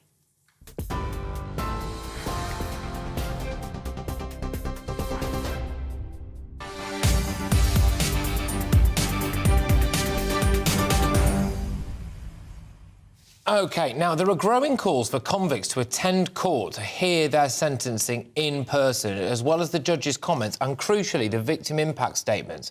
It comes after Thomas Cashman refused to appear in the dock yesterday when he was sentenced to a minimum of 42 years in jail. The drug dealer was convicted for the fatal shooting of 9-year-old Olivia Pratt-Corbell in her home in Liverpool last August. And it happened when Cashman opened fire on a rival gang member in the street and chased him into Olivia's family home in Dovecot. Now, Thomas Cashman isn't the first criminal by any means to refuse to appear in court. We've just picked out a couple of examples for you here as well. So last year, Kochi Salamaj was jailed for a minimum of 36 years for murdering primary school teacher Sabina Nessa in South East London. The judge, when sentencing, said it was cowardly of Salamaj to refuse to appear in court. And another no-show was Jordan McSweeney, who sexually assaulted and killed Zara Alina horrifically in Essex in June. The law graduate's family have now called on Justice Secretary Dominic Raab to ensure that such offenders should have their sentences increased when they refuse to go into the dock for sentencing. And I am joined now by Zara Alina's auntie, Farah Naz. Farah, thank you very, very much. We really appreciate you making time for us here. This is a story that I absolutely care about. I know a lot of our viewers and listeners, all of our viewers and listeners will care about. How do you feel about, at the moment, that somebody like McSweeney or Cashman or anyone can sit in a cell underneath a courtroom while victims' impact statements are read out and the judge delivers a sentence, and they don't have to actually sit there and face the music themselves?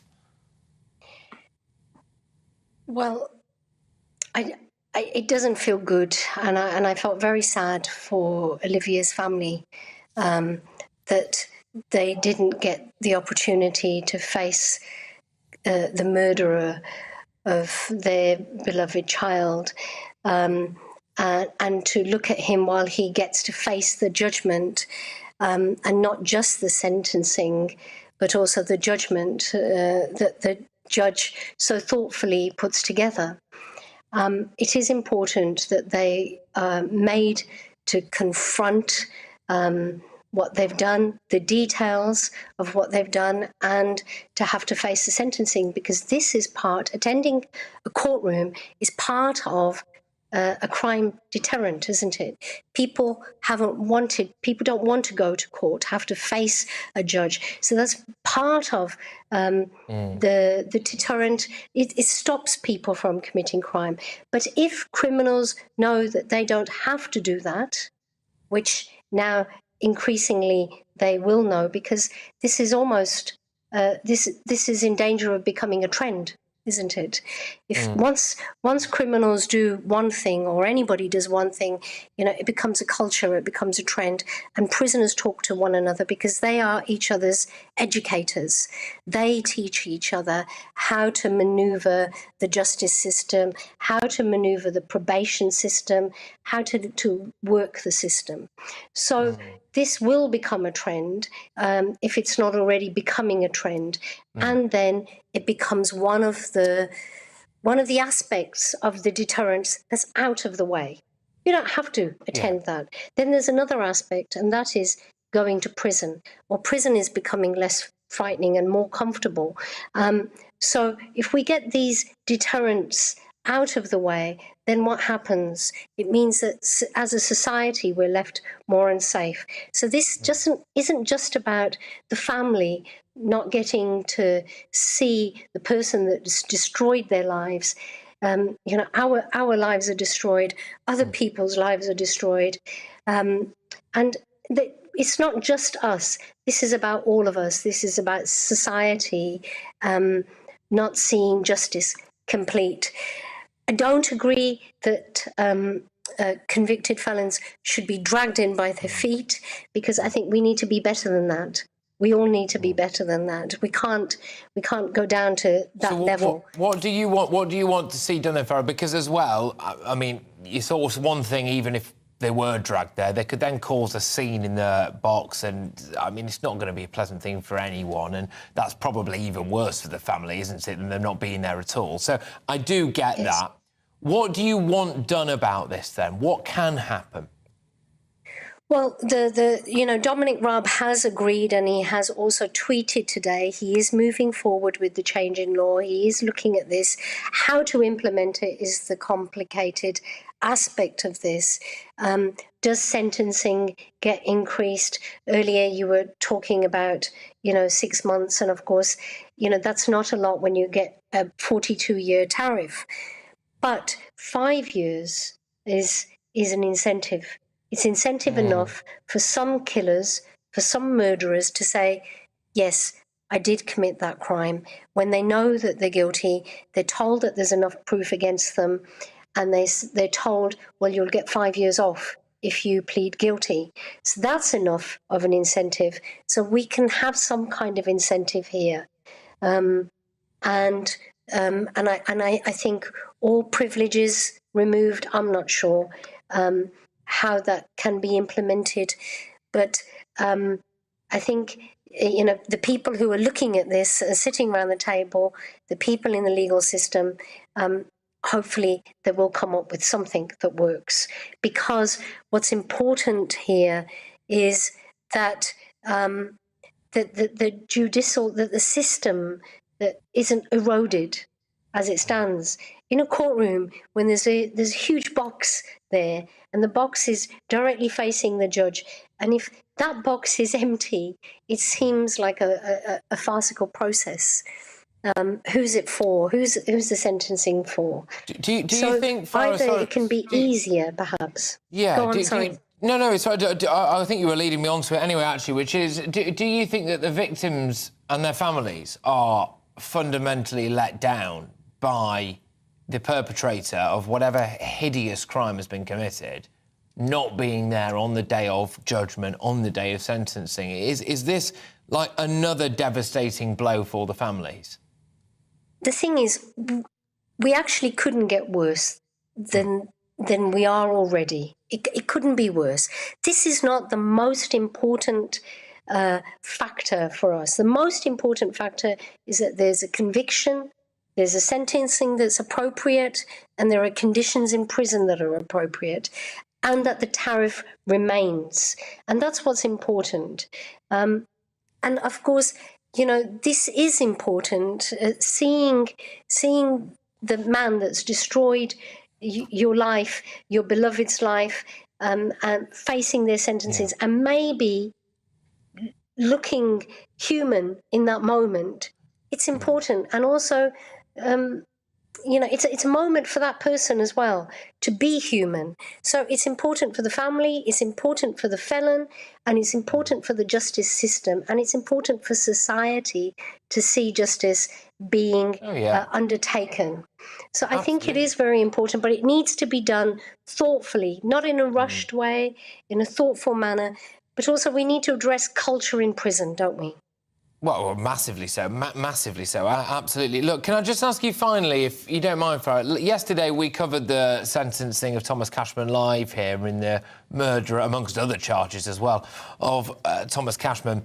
I just wondered whether or not you might, if you feel like it, maybe have a little message to Olivia's family, who will be feeling and have said that they felt incredibly frustrated and let down, really, by the fact that that monster wasn't in the dock there to face the music. What would your message maybe be to them?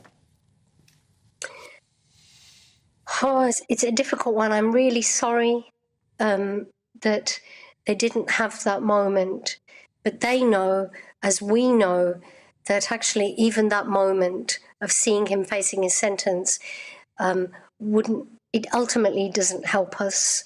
It doesn't save us from any grief. It doesn't save us from any trauma. He's got his sentence, and hold on to that. Hold on to the fact that he got a 42-year tariff, he got a life sentence, and he probably would have been quite horrible from the sounds of this man. He probably wouldn't have shown a second of remorse. He wasn't going to do that. He probably wouldn't even looked afraid. So maybe they've been saved from something horrible. And really, my thoughts go out to them. Don't focus on him. He's gone now. His life is done. He's thrown away his life, and that's gone. Focus on yourselves. Focus on your loss. Take the support that you need. And I'm really sorry. Obviously, it's a long journey. This kind of grief is a long journey. It never ends. OK, look, Farah, thank you very much. I'm just incredibly grateful that you've come on and spoken to me about this, because it's such a powerful, powerful message that you put across there. And look, all the best to you and your family as well. As Farah Nazda, who is, of course, Zara Alina's auntie. Right, OK, I mean, good grief, emotional stuff, eh? But we're going to move on from that now and talk about social care, or lack of, actually, because the government has come under fire after it slashed promised social care funding by 50%. In England, only £250 million of a promised £500 million back in 2021 will now be allocated for social care training. Jackie O'Sullivan from learning disability charity Mencap said that the plan is an insult. But with me now is Olivia Utley, GB News' political reporter. Olivia, just fill me in on something here, then. So, is it as bad as it sounds? Well, the headlines are terrible, and it might not actually be quite as bad as it sounds. So what seems to have happened is in 2021, the government released this white paper promising a new plan for social care, a people's plan for social care, where £500 million was promised, most of which was to put troops on the ground, basically, to fund more social carers and to pay unpaid social carers, i.e. people who are caring for their relatives at home. Now, the headline is that £250 million of money has been promised for social care.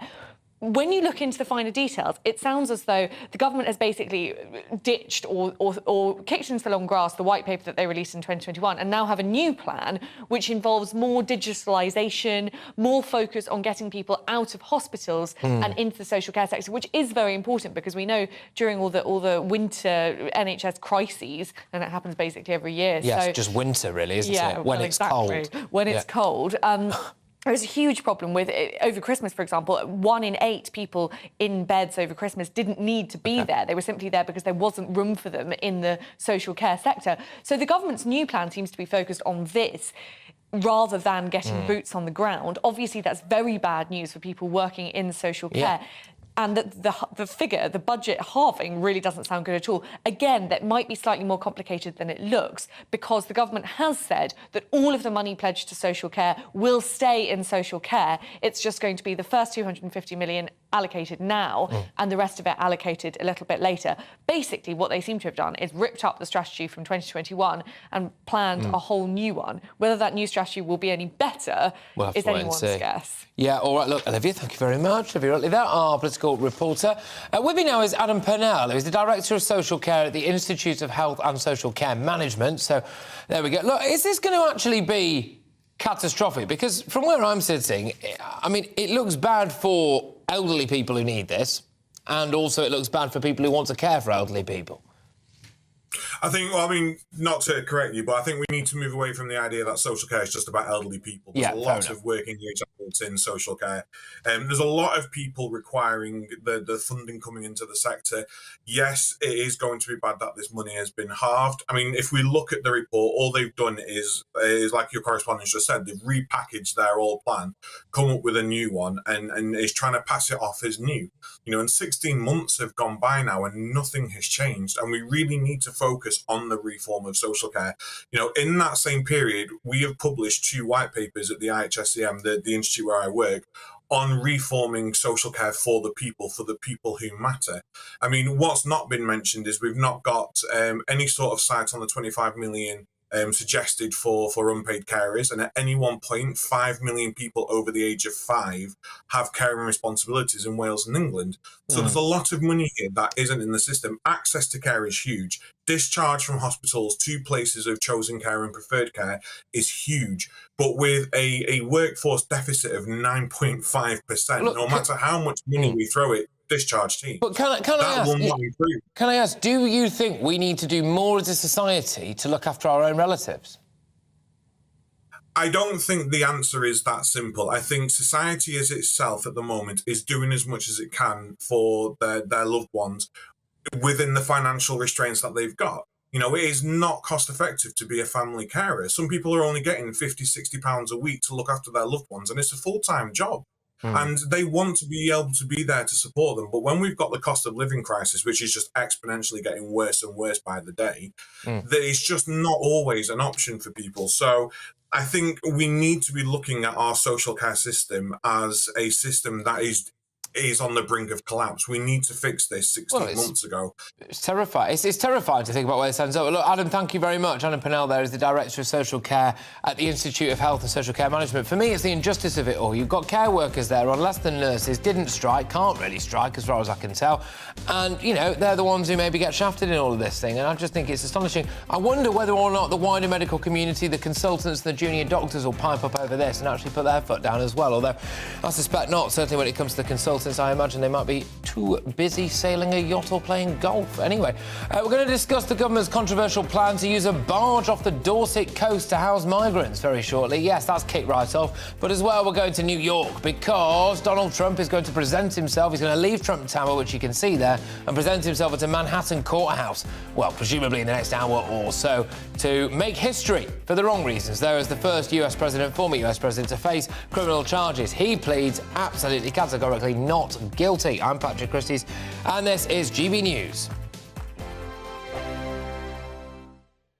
I joined GB News because I was sick and tired of not hearing my views being represented, not just mine, but so many people that I knew and spoke to. I just couldn't get my voice out there. I couldn't say anything. I couldn't do anything. Whatever the narrative was, I kind of had to follow it. GB News is there to provide a voice for those who have been ignored by the establishment media. We think different things. We've got a different style. GB News is here to be optimistic and positive about the future. It's real kind of dynamic and flowing, with the audience very much at the heart of it, like a big family. Here at GB News, we talk about the things that matter to you. Hearing the voices from right across our towns and cities, especially our towns. All sides of the argument represented with a heavy dose of opinion. We're on a mission here to make a difference. And the GB News family really is here for you, and whatever time of day you can watch or listen. Britain's watching. Britain's watching. We're proud to be GB News. The People's Channel. Britain's news channel. Westminster is going around in ever-decreasing circles, followed by the media. Britain is broken. How on earth did we get into this mess? But more importantly, how do we get out of it. Join me at 7 p.m, Mondays to Thursdays on Farage, here on GB News. We will have open, rational debate. We've got to work out how Britain moves forward from this. Join us here on GB News, the People's Channel. Britain is watching.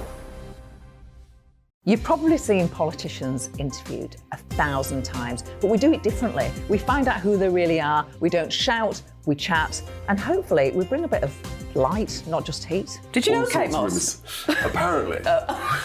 Do you have a pair of jeans or a pair of jeans? No, of course I don't. What would I do with them? My friends are like, oh my God, what's she doing now? Join me every Sunday at 6 for Gloria Meets, only on GB News, the People's Channel, Britain's news channel.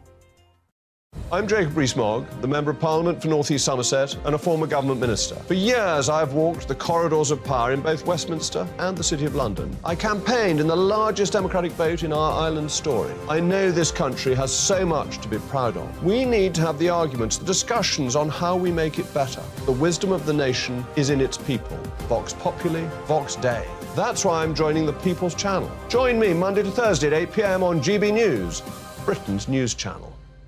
I'm Mark White. As GB News Home and Security Editor, I cover those key issues that are so important to you. Our authorities, our communities doing all they can to combat violent crime. With the public services under unbearable strain, why are we still failing to control our borders? Defence, the first priority of any government, has been continually hollowed out. Can we trust our politicians to protect the armed forces? Join me, Mark White, on GB News.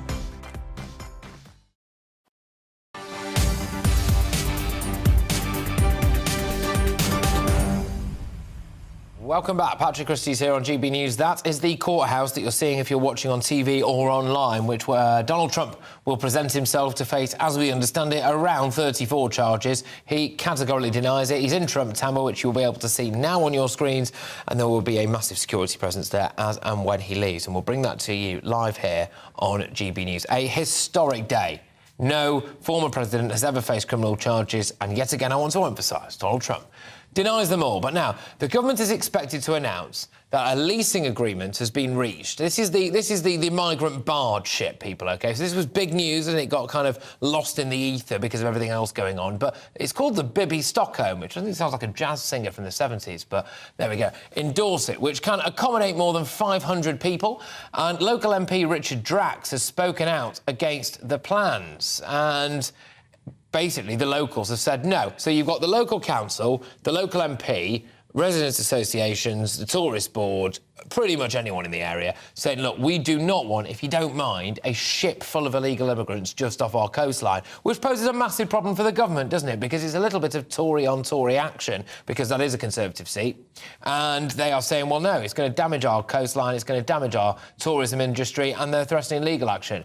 It does also then emphasise, where on earth do you put these people if you're not just deporting them? To shed some more light on this, I'm joined now by UK immigration lawyer. It's Harjap Singh Bangal. Harjap, thank you very much. Always a pleasure. Right, so the locals are up in arms here saying, not in my backyard, thank you very much. We're going to launch legal action against this. What can they do? They definitely can launch legal action, and along with their MP, along with the council, and if they do it as a joint action, then they can say that this decision of the government is wrong, request a review of it, request the courts to put an injunction on it, or a stay on it, and see where that gets them. I mean, ultimately, they're the ones who live there and have been living there for a certain amount of time, so they should have a right to say what it is, and the government should be listening. It shouldn't be just saying, all right, we're going to push on regardless. It should be listening, because it's election time next year. If you're not listening to your people who voted for you last time, that's not a great strategy to win an election. Well, it's not, but they do have on the illegal migrant stuff. To be fair, they've got a bit of a get out of jail free card, because it doesn't really look like Labour was going to do too much that's stronger. Really, it could be argued. So I get what you're saying, absolutely, but it's like there's no big kind of party there that's doing the damage for them. But yeah, Mr. Drax, who's of South Dorset, has said that this barge is going to be dumped on our door without any consultation by the Home Office. I mean, yeah, it is astonishing. So, and do you think there's a chance that they would actually win a legal case then? Oh, they might do if they can prove it's unsafe and that it's not good for the area. I mean, we don't know the safety on these barges. We're going to know they're going to house children on these barges. Then windows on the barges look like children could climb out of them. So if children did climb out and say if an accident did happen and a tragedy did happen, who would be, responsible for that? It just doesn't look safe and secure to me as such. And even the army barracks that they're talking about and these barges that they're talking about disused. If they were fit enough to house army people there, then army people would be living there. But the fact that they're not, it just sort of makes it raises all sorts of safety concerns. It does, Harjap. Look, we're going to have to leave it there, a bit pressed for time, but thank you very much. Harjap Singh Bangal there is UK immigration lawyer. I mean, part of the problem with that is that we currently have people in our military living in substandard housing, don't we? Does anyone else that's just sitting here thinking, if you've got a barge, OK, and you're going to house illegal immigrants on it, why don't you put it further offshore? Why does it have to be, like, right on the Dorset coastline? I mean, wouldn't that maybe solve the problem? Anyway, call me a dreamer. Right, OK, so we've got loads more coming your way. I'm going to take you back for some live shots of New York, I believe. So, Donald Trump, there we go, that famous courthouse. I bet you're getting to know that very well, aren't you? It's going to be Trump's day in court. In just a matter of hours, we're going to hear Donald Trump as he pleads not guilty. Trump Tower there is where he currently is, so he'll be preparing his final legal defence before he goes and faces the music in a courtroom. A lot of people saying it's a witch hunt. A lot of people saying it's actually a good day for American democracy. I'm Patrick Christys, and this is GB News.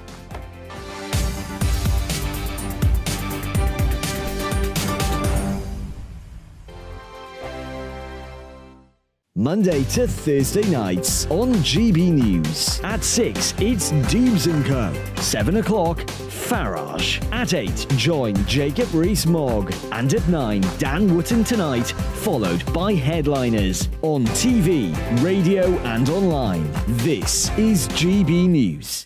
First and foremost, I am a GB News fan, and I was before I was working here. Just love the fact that we're asking the questions that a lot of establishment media won't ask. With a bit of a twist, we not only want to inform you, but we want to keep you entertained. It's worth the drive because you get in and the team's all ready and waiting, they're itching to go, and it's a proper little family. GB News is the People's Channel. It's the audience that makes the programme sing. We're giving our viewers and our listeners a voice. I see the thousands of your letters, tweets, emails, you name it, coming in. Britain is broken. How on earth did we get into this mess? But more importantly, how do we get out of it? The establishment had their chance. Now we're here to represent you. It's time for something different. It's time for GB News. I'm very patriotic. I believe in Britain. Our best days lie ahead. Britain's watching. Britain's watching. Join us here on GB News. The People's Channel. Britain's news channel. Join me, Patrick Christys, Monday to Friday, 3 till 6. We tackle the day's news agenda like you've never seen before. It's high tempo, high octane, the most controversial topics and the best guests. You will not be able to take your eyes and ears off it. I'm not afraid to ask the questions that you really want answered. 3 till 6 p.m, Monday to Friday on GB News, the People's Channel, Britain's news channel. GB News has its own late-night paper preview show, Headliners, where comedians take you through the next day's top news stories. You don't have to bother reading the newspaper, we've got it covered for you. Headliners, every night at 11 p.m, and repeated every morning at 5 a.m. We won't send you to sleep like some of the other paper review shows out there. GB News, the People's Channel, Britain's news channel. Join me, Camilla Tominey, on Sunday mornings from 9:30, taking the politicians to task and breaking out of SW1 to see how their decisions are affecting you across the UK. Bursting the Westminster bubble every Sunday morning, only on GB News, the People's Channel. Britain's watching. I'm Michael Portillo. Join me on GB News on a Sunday morning for topical discussion, debate, arts and culture, and sometimes even ethical dilemmas. I don't always agree with you, Michael. Michael Portillo, Sundays on GB News, the People's Channel, Britain's news channel. I'm Andrew Doyle. Join me at 7 o'clock every Sunday night for Free Speech Nation, the show where I tackle the week's biggest stories in politics and current affairs with the help of my 2 comedian panellists and a variety of special guests. Free Speech Nation, Sunday nights from 7 on GB News, the People's Channel, Britain's news channel.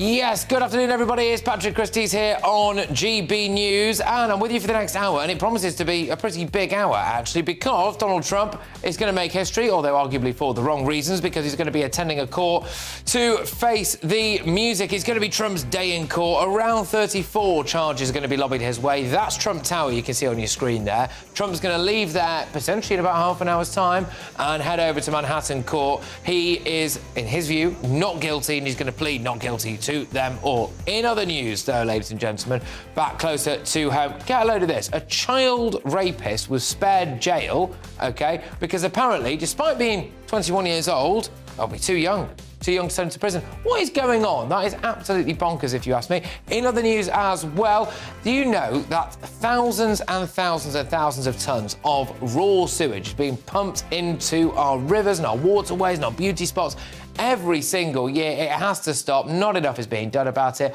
And yes, there we go, ladies and gentlemen. All that coming your way and much, much more right here. I'm Patrick Christys, and this is GB News. Stay tuned.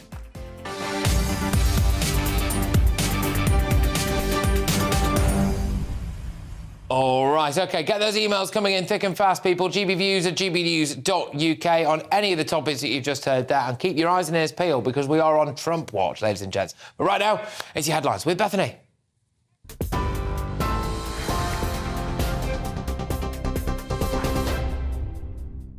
Patrick, thank you. Good afternoon. It's 2 minutes past 5. I'm Bethany Elsey with your top stories from the GB newsroom. Donald Trump is calling for his case to be moved to a different venue just hours before it's due to start. That's over potential bias, claiming he faces a kangaroo court. You're seeing live pictures here from New York, where he'll become the first sitting or former US president to be formally charged. He was indicted over alleged hush money payments to the adult film star Stormy Daniels during his 2016 election campaign. His lawyer says Trump will loudly and proudly plead not guilty. Actor and Trump activist Antonio Sabato Jr. told GB News this is a political attack on the American people. There's just a lot of lies in the world, and we have a man who speaks the truth, who loves the American people more than his own life, pretty much, who loves God, and who's fighting for us. So we're fighting with him. This is a joke. He'll be back home this afternoon in Florida, where he belongs. The Immigration Minister, Robert Jenrick, has been disqualified from driving for 6 months. The MP for Newark was caught travelling nearly 30 miles per hour faster than a temporary speed limit on the M1 in August last year. He was also fined more than £1,600. Finland has officially become the 31st member of NATO.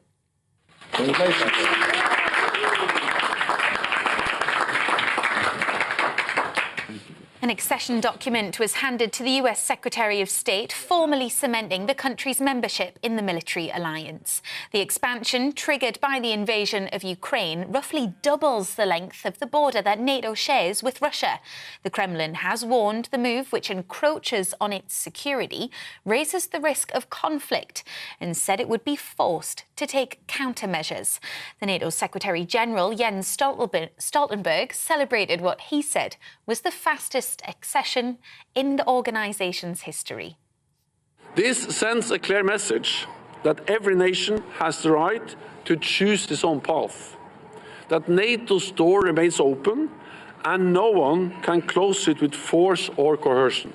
NATO is a community united by our values: freedom, democracy and the rule of law. We stand together, we protect and defend each other, all for one and one for all. A mother and stepfather have been convicted over the death of their toddler. 2-year-old Lola James was attacked in her home in Haverfordwest in Pembrokeshire in July 2020. She died in hospital 4 days later after suffering catastrophic brain injuries. Carl Bevan was found guilty of murder and Sinead James guilty of allowing her death. They'll be sentenced later this month. TikTok has been fined £12.7 million by the Information Commissioner's Office for misusing children's data. The data regulator says up to 1.4 million children under the age of 13 were using the app in 2020, which goes against the company's own terms of use. UK data protection law also requires the platform to seek consent from parents of young users. The Home Secretary could face a legal challenge over plans to house migrants on a barge. The government is expected to announce that a leasing agreement has been reached to use the Bibby Stockholm in Dorset, which can accommodate more than 500 people. The move, designed to free up hotels, will reportedly cost taxpayers more than £20,000 a day. Halving social care funds in England has been described as a betrayal, with the Labour leader accusing the government of breaking promises.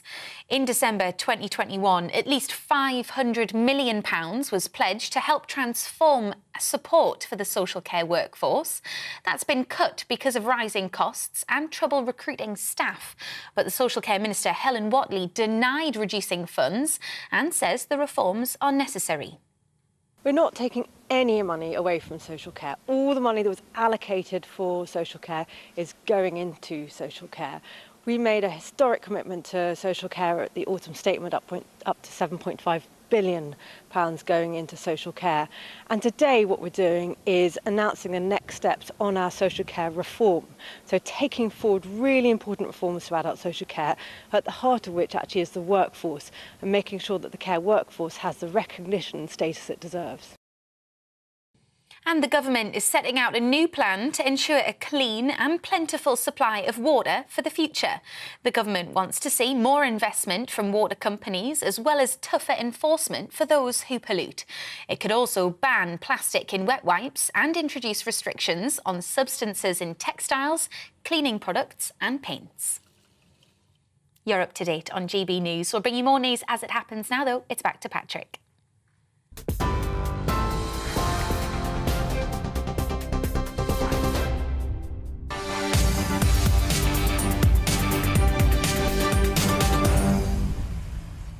Wow, ladies and gents, we start with Donald Trump, don't we? And even by his standards, it is a rather large day. People watching on GB News can see live pictures of Trump Tower, so that is where we believe he currently is. And Trump will become the first former US president to appear in court facing criminal charges later today. A reminder that Trump has been investigated over a payment of £105,000 to adult film star Stormy Daniels in 2016. And can you believe it? The latest polling conducted by Ipsos in the US following news of Trump's criminal indictment shows that Republicans continue to support the 45th president as their favourite candidate for the 2024 presidential primary. Is anyone surprised by that? I'm certainly not surprised by it. I think it's pretty much common sense, isn't it? This guy feels as though he's going through a witch hunt. His supporters feel like it's a witch hunt. And you know what? When you look at what some former presidents of the United States have got up to and not necessarily faces a criminal prosecution, yeah, there you go. Anyway, look, we're going to be bringing you live footage as Trump leaves Trump Tower and makes his way over to the courthouse where he will plead not guilty loudly to any charges against him. We're going to New York, though, now and speak to our political editor, Darren McCaffrey. Darren, good stuff. OK, so not long now, Darren, is it? I can see some American flags are in the foreground there. Fantastic. What's going on where you are?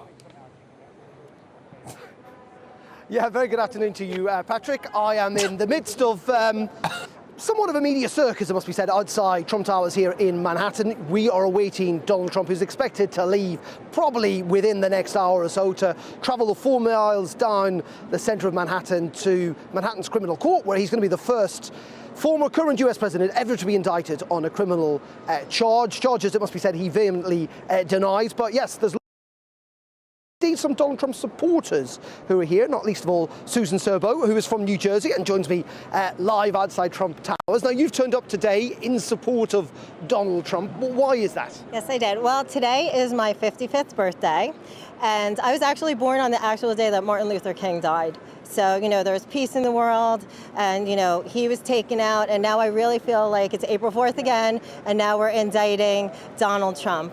In America, it's not, you know, we're here for peace, but we're also here for prosperity, and we're also here for the rule of law. And what I think they're doing is they're just taking a NDA, which in America is a business instrument used commonly just to get rid of stuff so you can move on. It doesn't emit guilt. It's very commonplace.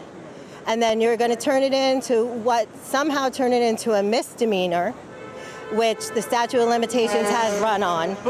But if he's broken the law, if he has broken the law, shouldn't he face justice? I mean, this is about trying to work out whether he has broken the law. If he has, but they have both. But okay, so first we do statute of limitations. So if you have statute of limitations and it's 2 years for a misdemeanor, then we're trying to make it a felony, which is 5 years. It's still the statute of limitations is gone. So now what they're trying to do, so that just precludes anybody, whether you're a presidential candidate or an ordinary person, you missed the boat. They could have indicted him for this 7 years ago, but now you have a politicalization of the Department of Justice, and now you have Alan Bragg here in New York, who is literally campaigned on getting Trump, is trying to take this misdemeanor, turn it into a felony, and now tie it in with the federal election crimes. And it's just, that's not what America is about. You don't make up new laws to target someone. You literally, if someone broke the law, then you prosecute them. What is it about Donald Trump that you like? Why are you an impassioned supporter of him? What do people across the pond feel? Like, this guy is a powerful guy. He's literally built Manhattan, which we're standing here, and to watch everybody turn on him because we have gone from like the age of Giuliani to now we are just a liberal hold where 9 out of 10 people are Democrats and 1 Republican. He's never going to get a fair trial here, and that's why they brought it here. But what do I like? I mean, you see, he was a world power. I don't think we would have ever gone into Ukraine if Donald Trump was president. Putin would have never. And now we're watching China align with Russia, and then you throw in, no one's even using American money anymore. Like, they're trying to change it. It's just like, it's so important to have a president that is powerful and does the right thing and does the right thing for the people. And he's not a globalist. That's the problem. And just very, very finally, Susan, if he is convicted, I mean, are you going to continue to support Trump? Absolutely. Do you recognise that if he's committed a crime, he's not fit to be president again? Okay, first of all, like, what crime is he committing? That would be the question. So if you can't make up a cause. I'm just surmising, if he is convicted of a crime, would you then accept he's not fit to be president? No, because honestly, I think I heard he still can be. I'm not, but if you're making up a crime to target someone, they could do that to you and me, not you guys over in England. But the problem is that there is no crime. If you find a crime that he's convicted with, and let me tell you this over there across the pond, that in America, if it is because of a violation of the federal election laws, it is a penalty. You do not spend jail time and you do not get indicted. Susan, thank you so much indeed for your time this afternoon. Thank you. Much appreciated. Can I give a little shout out to my daughter's roommate and Jemima Parkinson. Okay. She's in New York right now. Susan, am I off? Bye. Thank you, Darren. Thank you very much. Okay.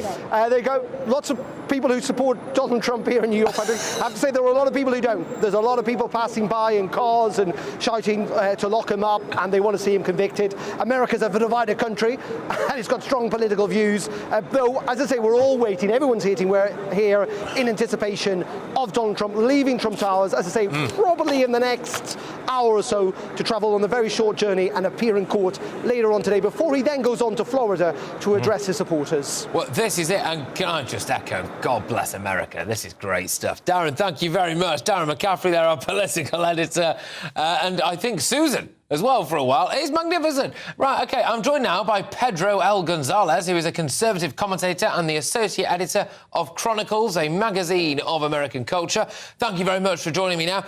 So we are probably less than an hour away from an absolute seismic moment in history here, which is a former president of the United States leaving Trump Tower and going to present himself at court to face, as we understand it, around 34 charges. What do you make of all of this?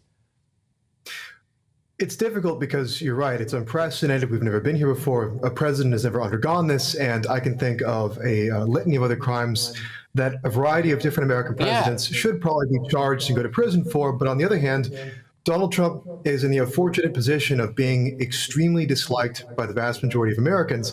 And if you look at every single public opinion poll, including the ones that the Trump campaign is using that show that he leads his main opponent, DeSantis, in the 2024 primary, well, those same surveys all show that the majority of Americans, including independents, who will be critical to victory in 2024, all think that Trump is either guilty of everything he's accused of, that he should be convicted on criminal charges, or that those charges are disqualifying for 2024. And so this is interesting, though. Sorry to cut across you, but this is interesting because this could massively work in Trump's favour. So, right, it's absolutely riled at the base, and that's already happening. So there's that. But if he is not guilty of all of this, and if he is found to have no case to answer to in all of this, then all of those people you've just mentioned there, the people who are on the fence, the people in swing states, the independents, will go, oh, grief, I was wrong about this guy. All right, maybe he is OK. Because we do have to bear in mind on this, it wasn't an absolute disaster when Donald Trump was president the first time round. People were predicting the apocalypse. And far from it, it wasn't at all, was it? Right. No, that's a good point. But again, Democrats are basing the strategy based on what they saw in 2018, during the midterms in 2018, during the presidential election in 2024, and then again in 2022. There just seems to be a kind of revulsion among moderates and independents. And you're right. And this was a kind of soul-searching moment for a lot of Republicans. The Trump administration wasn't that bad, right? We didn't have any wars, for example. And yet he still lost these people. And same thing with midterms, right? Biden's job approval polling was underwater. And Republicans were assured of a victory in 2022, right? Of a red wave. Well, it didn't come. Independents broke the other way. And there's almost a kind of, you could say, irrational revulsion to Trump and his movement. That's not fair. You know, that's probably not right or even politically intelligent, but that's what Democrats are looking at going into the next year. I mean, some of them are openly saying this, like you've got Democrats that are saying, we hope the indictment gets Trump the nomination because we believe that he's the most beatable person in 2024. Bill Barr, who served under Trump, said the same thing, that he thinks that this is a kind of Machiavellian strategy. Not that Alvin Bragg is part of it. You know, he's doing this for his own reasons, but the Democrats at large look at this as kind of a good thing because they just think that the indictment seals the deal out of sympathy, that he's facing all of these other legal cases in other places, and that it's basically going to drown him in 2024. Pedro, I think you're absolutely spot on. I spoke to the head of Republican Overseas UK, Greg Swenson, the other week. This was weeks ago. And he said the exact same thing to me. He said, you know what? He didn't want to put his tinfoil hat on and get all conspiracy theorists about it, but actually this could be a bit of a plot because if Trump does get this, they think that the Democrats will think that they've got more chance maybe of beating Trump than they might have of DeSantis, for example. Pedro, just one last one quickly for you, if that's all right. Bit of a selfish question this from, you know, a very patriotic Brit here at the moment, and your current president has decided not to attend the coronation of our king, which is not that long away, and we know that Donald Trump would have come there with bells on. He'd have been sat there. He loves the special relationship. Do we have anything to worry about, do you think? Because President Biden, does he hate Britain? I can't answer that. I think that you're in the same boat as most Americans who feel like Biden hates America. You wonder if Biden hates Great Britain. Well, a lot of Americans think that Biden hates America. I mean, look at the shooting that happened recently, right? Where the perpetrator was someone who identified as transgender. All of the sympathy was not with the victims. It seemed that the White House was more sympathetic with the killer. So, you know, welcome to the party.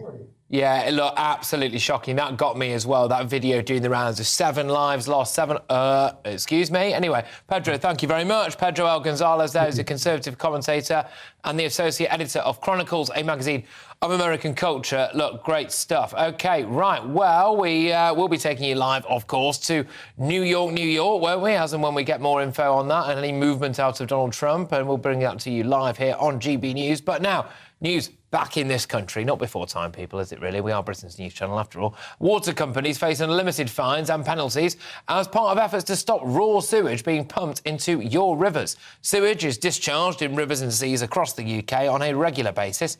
Water firms are allowed to dump untreated sewage at times of exceptional rainfall, but even though it rains a lot in this country, it doesn't rain as much as they're pumping in the water sewage. So there were 301,091 sewage spills in 2022. Discharges, though, fell by 19%, largely due to dry weather, believe it or not, and companies were fined more than 141 million quid between 2015 and 2022. But they patently do not seem to care. Well, earlier today, Environment Secretary Therese Coffey has revealed a number of new measures as they try to get tough on companies on this issue.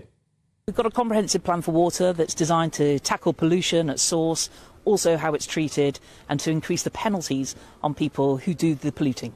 Well, there's been a call for evidence in the past where the government has considered it, and we've already seen some retailers like Boots and Tesco's already stop selling those wet wipes that have plastic in them. Now we're just going to complete it and just ban plastic from wet wipes for good. A lot of things that we do have to go through formal consultation first, as when we bring forward legislation, and therefore we will be making sure it gets delivered within the year. Right, OK, so Therese Coffey there stood next to some water. Joining me now is lead campaigner at We Own It, John Bosco and Wogbo. And thank you very much for coming on. Now, I don't know what's happening to me, but I'm looking at all of these footage of raw sewage being pumped into it. I'm also looking at the fact that the chairmen and chief executives of these water companies clearly don't give a toss about the amount of money they're being fined. And for once in my life, I think it might be right to nationalise something. Do you think we should nationalise the waterways? Explain to me why it would be better, because this can't go on. Absolutely. Thank you so much, Patrick, for having us on again. I just wanted to draw the attention of your viewers to the graphic that you kind of had on there when you were explaining what's been happening. So the private water companies were fined £141 million between 2015 and 2022. And that sounds like a huge amount of money. But keep in mind that the private water companies made £2.8 billion in profits in 2021 alone. That is 1 year, which essentially means that it pays them more. They stand to make more money from pouring sewage into our rivers than they stand to make from actually investing in the infrastructure to make sure that they don't do so. Right? In essence, the system, the incentive structure within the system is so messed up that the only way to deal with it is to take it out of the hands of companies that care more about profit than care about the well-being of our rivers, our seas, our communities. People go to swim in these places. Something else I wanted to bring to your attention is the fact that they pour sewage into our rivers and seas fewer times, 19% less last year than they did the year before. The reason for that, according to the Environment Agency, was not that they had invested more in their infrastructure and fixed the problem. The reason was that it was drier. The weather was drier this past year, right? And we're close to getting back into summer. We remember how hard the last summer was, and we know that there was drought declared in about 6 regions of England last year. We're getting close to it. These water companies are wasting about 4 billion litres of water every single day because they're not fixing our infrastructure. The problem is huge, and we cannot solve it under this private system. We need public ownership of our water. OK, all right, just very quickly, sorry. Do we have the money to actually buy these companies? Because that is a big issue, is it not? We can't just steal them. It's not communist Russia or anything, is it? Yes, so I think that it's a real question whether or not we do have the money to buy these companies. I mean, it's a really important question, but if we took into consideration, so I saw some research that found that if we spent money buying these companies back, taking into consideration the fact that these companies have actually taken out about £72 billion in profits from the water system over the last 30 years since privatization, we could actually pay back what we spent buying it in just 10 years, right? In essence, over the longer term, it actually pays us better to have this system back into public ownership. John Bosco, thank you very much, as ever. John Bosco and Wogbo there, who is the lead campaigner at We Own It. Look, I'm kind of morally opposed to nationalising things, but then I just look at, like, raw, unfiltered sewage being pumped out into rivers and lakes and the sea. And I think for me what gets me is just that the people who own these companies clearly don't give a toss, do they? I mean, we've tried to contact a load of them, none of them have got in touch with us, and they don't care about the fine, so, you know, I think it's just an absolute disgrace. Anyway, we're going to discuss the government's controversial plan to use a barge off the Dorset coast to house migrants. So, shock horror, the people of Dorset don't want it there. So, again, they're trying to make it somebody else's problem, which I can completely understand, by the way, for the people of Dorset. Please don't think I'm having a go at you. But is there not an obvious solution to this barge? Just put it further offshore. Just offshore. Somewhere, maybe like, I don't know, the Irish Sea. Anyway, I'm Patrick Christys. This is GB News, Britain's news channel. It's all about family, being in people's living rooms, all the interaction and getting to know who our viewers and listeners are. When I was young, my dad used to say, no, stop arguing. I wanted an outlet that would enable me to give my opinion. People are going through a really hard time right now, and I know that you don't feel like you're being listened to by the establishment. I came to GB News because it's the People's Channel, and I want the audience to have their say on the events of the day. We're dynamic. We do something different. Democracy shows that the wisdom of the nation is in its people. I get to travel to find out what the story is from a personal perspective. The British people aren't fools. We know when we're not being told the full story. We've got to work out how Britain moves forward from this. It's the best country in the world. The establishment had their chance. Now we're here to represent your views. Britain's watching. Britain's watching. Britain's watching. We're proud to be GB News. The People's Channel. Britain's news channel. Hello, I'm Michelle Dewberry, and you can join me every weekday 6 till 7 on Dubes & Co. You're an inspiration to us all. Clip that bit up. Well, you are. That's my ringtone. My political ambitions those days are gone, I can tell you. She's only teasing. Go on. He's probably going to want to lay down now. I'll give him 2 minutes to have one. Let's respectfully disagree. That's what we like on Dubes & Co. Come and join us. GB News, the People's Channel. Michelle Dewberry, weekday evenings at 6 o'clock. Start the day with GB News.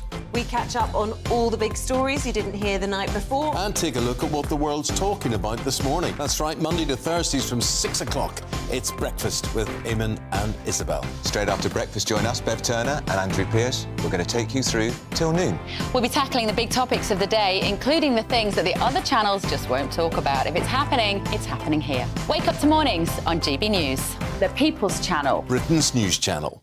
I'm Simon Evans. Join me on GB News for Headliners at 11 p.m. What's the scoop? I'll be joined by two of the country's top comedians. That's right. As we take a look at tomorrow's newspapers tonight. We're going to get into trouble. If it's a big story, we'll be covering it. Spill some tea on him.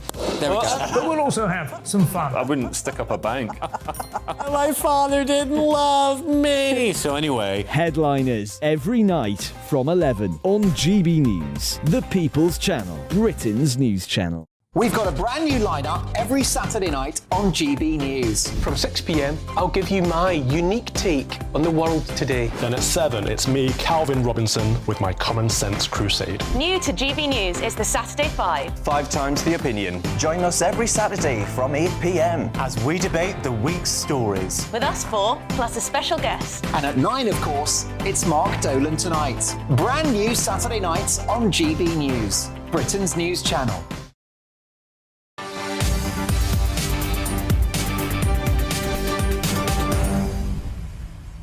Welcome back, and that is Trump Tower, ladies and gentlemen, where we're going to be seeing former President Donald Trump leaving shortly and heading to the courthouse as he makes history as the first former president to face criminal charges. We'll bring that to you live here, but back in Britain, as of course, Britain's news channel. Kemi Badenoch, this has just dropped, by the way. Kemi Badenoch is said to be considering plans to change the Equality Act to introduce explicit legal protections for biological women in same-sex spaces and sports for the first time.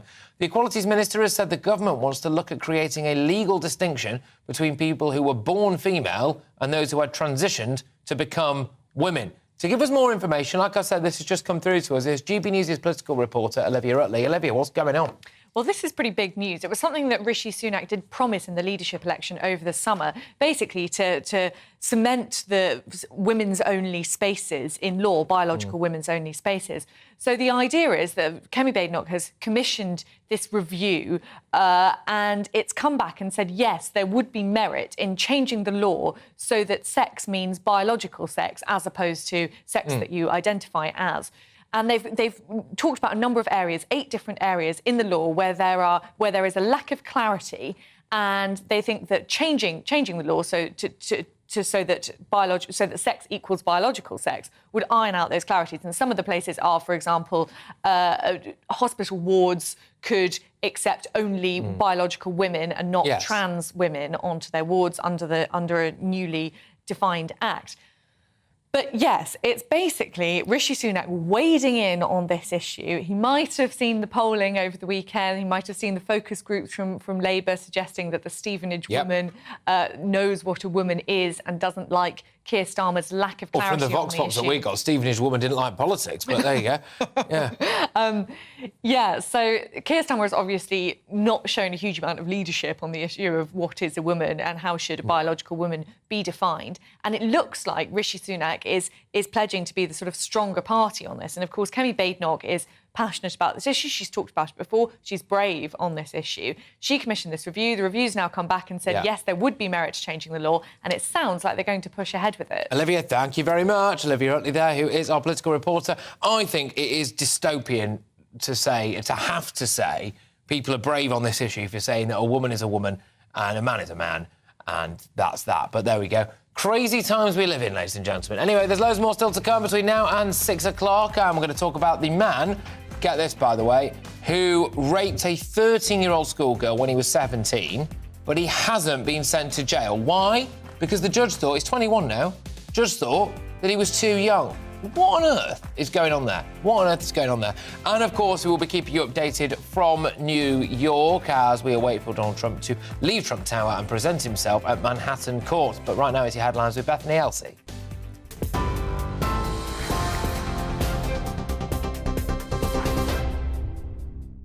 Patrick, thank you. Here's your top stories from the GB newsroom at 5:32. Donald Trump is calling for his case to be moved to a different venue, claiming potential bias, saying he faces a kangaroo court. You're watching live pictures from New York, where he'll become the first sitting or former US president to be charged with a criminal offence. He was indicted over alleged hush money payments to the adult film star Stormy Daniels during his 2016 election campaign. His lawyer says he'll plead not guilty.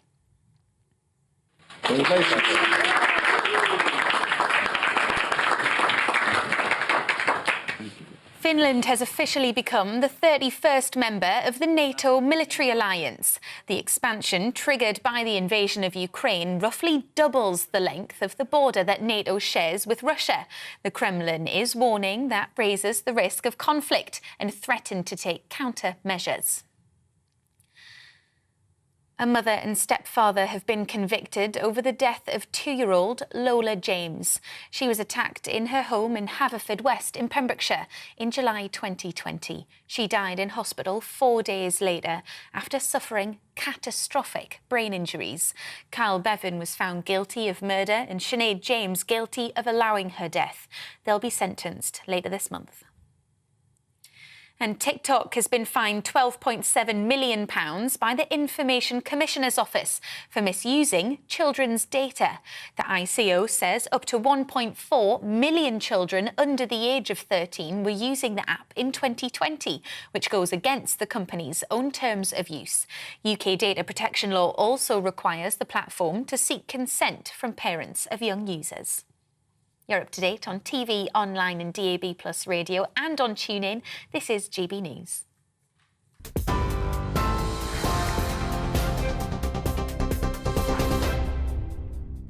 Direct Bullion sponsors the Finance Report on GB News for gold and silver investment.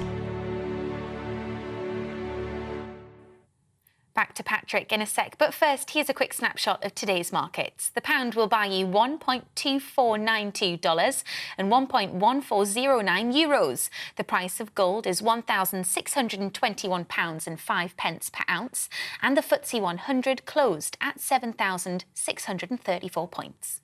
Direct Bullion sponsors the finance report on GB News, Investments That Matter.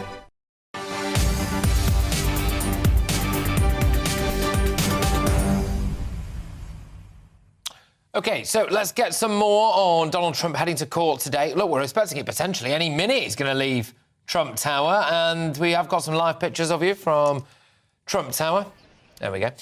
So this is one of those is a shot of the courthouse, and one of those is the shot, the one on the right, is the shot of Trump Tower. So Trump is going to leave that tower and go to the shot on the left, which is the courthouse, and it takes around half an hour, apparently, to drive there. So we'll be bringing you all of that. He's been very vocal, though, has Donald Trump, on the media platform Truth Social.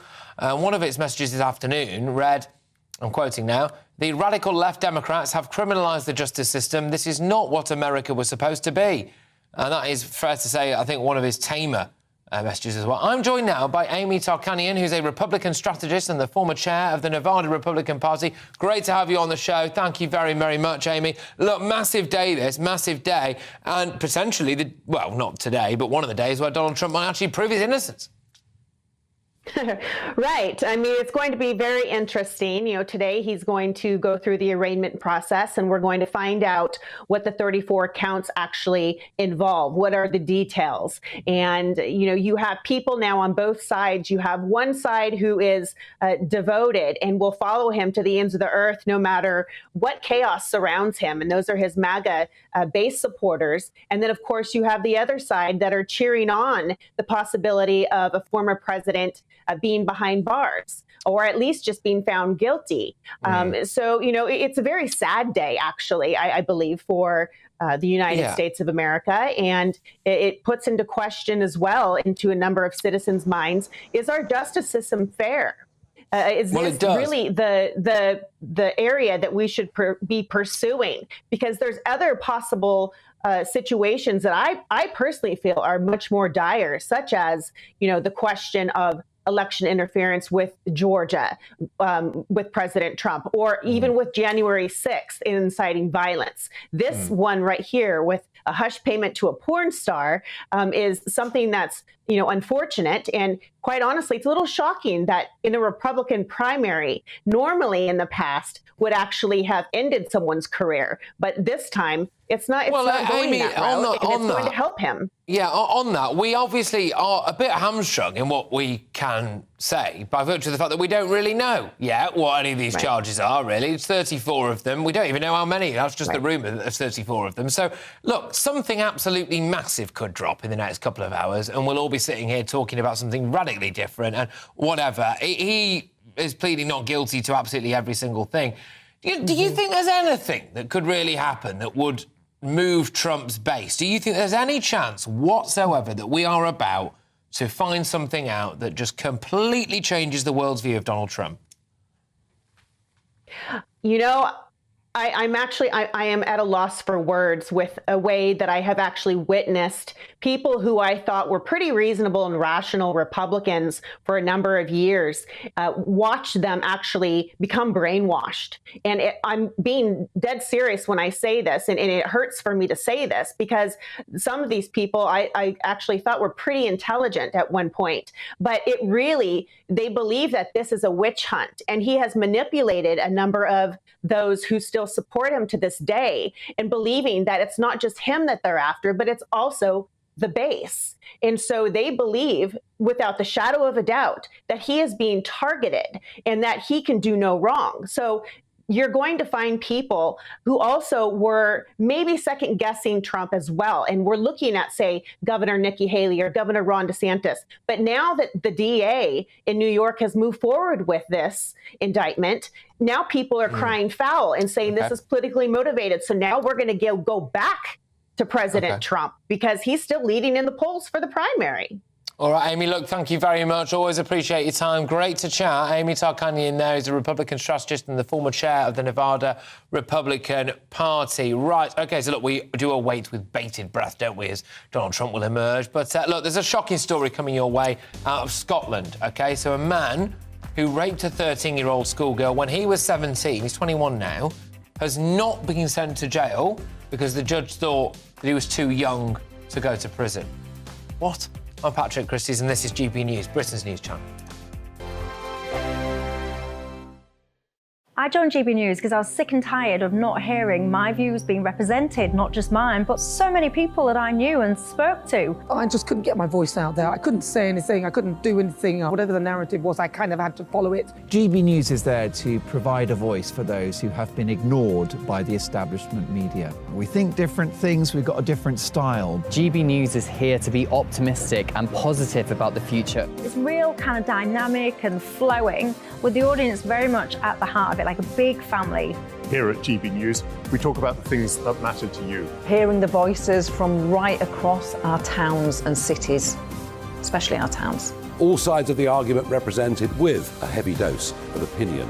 We're on a mission here to make a difference. And the GB News family really is here for you, and whatever time of day you can watch or listen. Britain's watching. Britain's watching. We're proud to be GB News. The People's Channel. Britain's news channel. Westminster is going around in ever-decreasing circles, followed by the media. Britain is broken. How on earth did we get into this mess? But more importantly, how do we get out of it?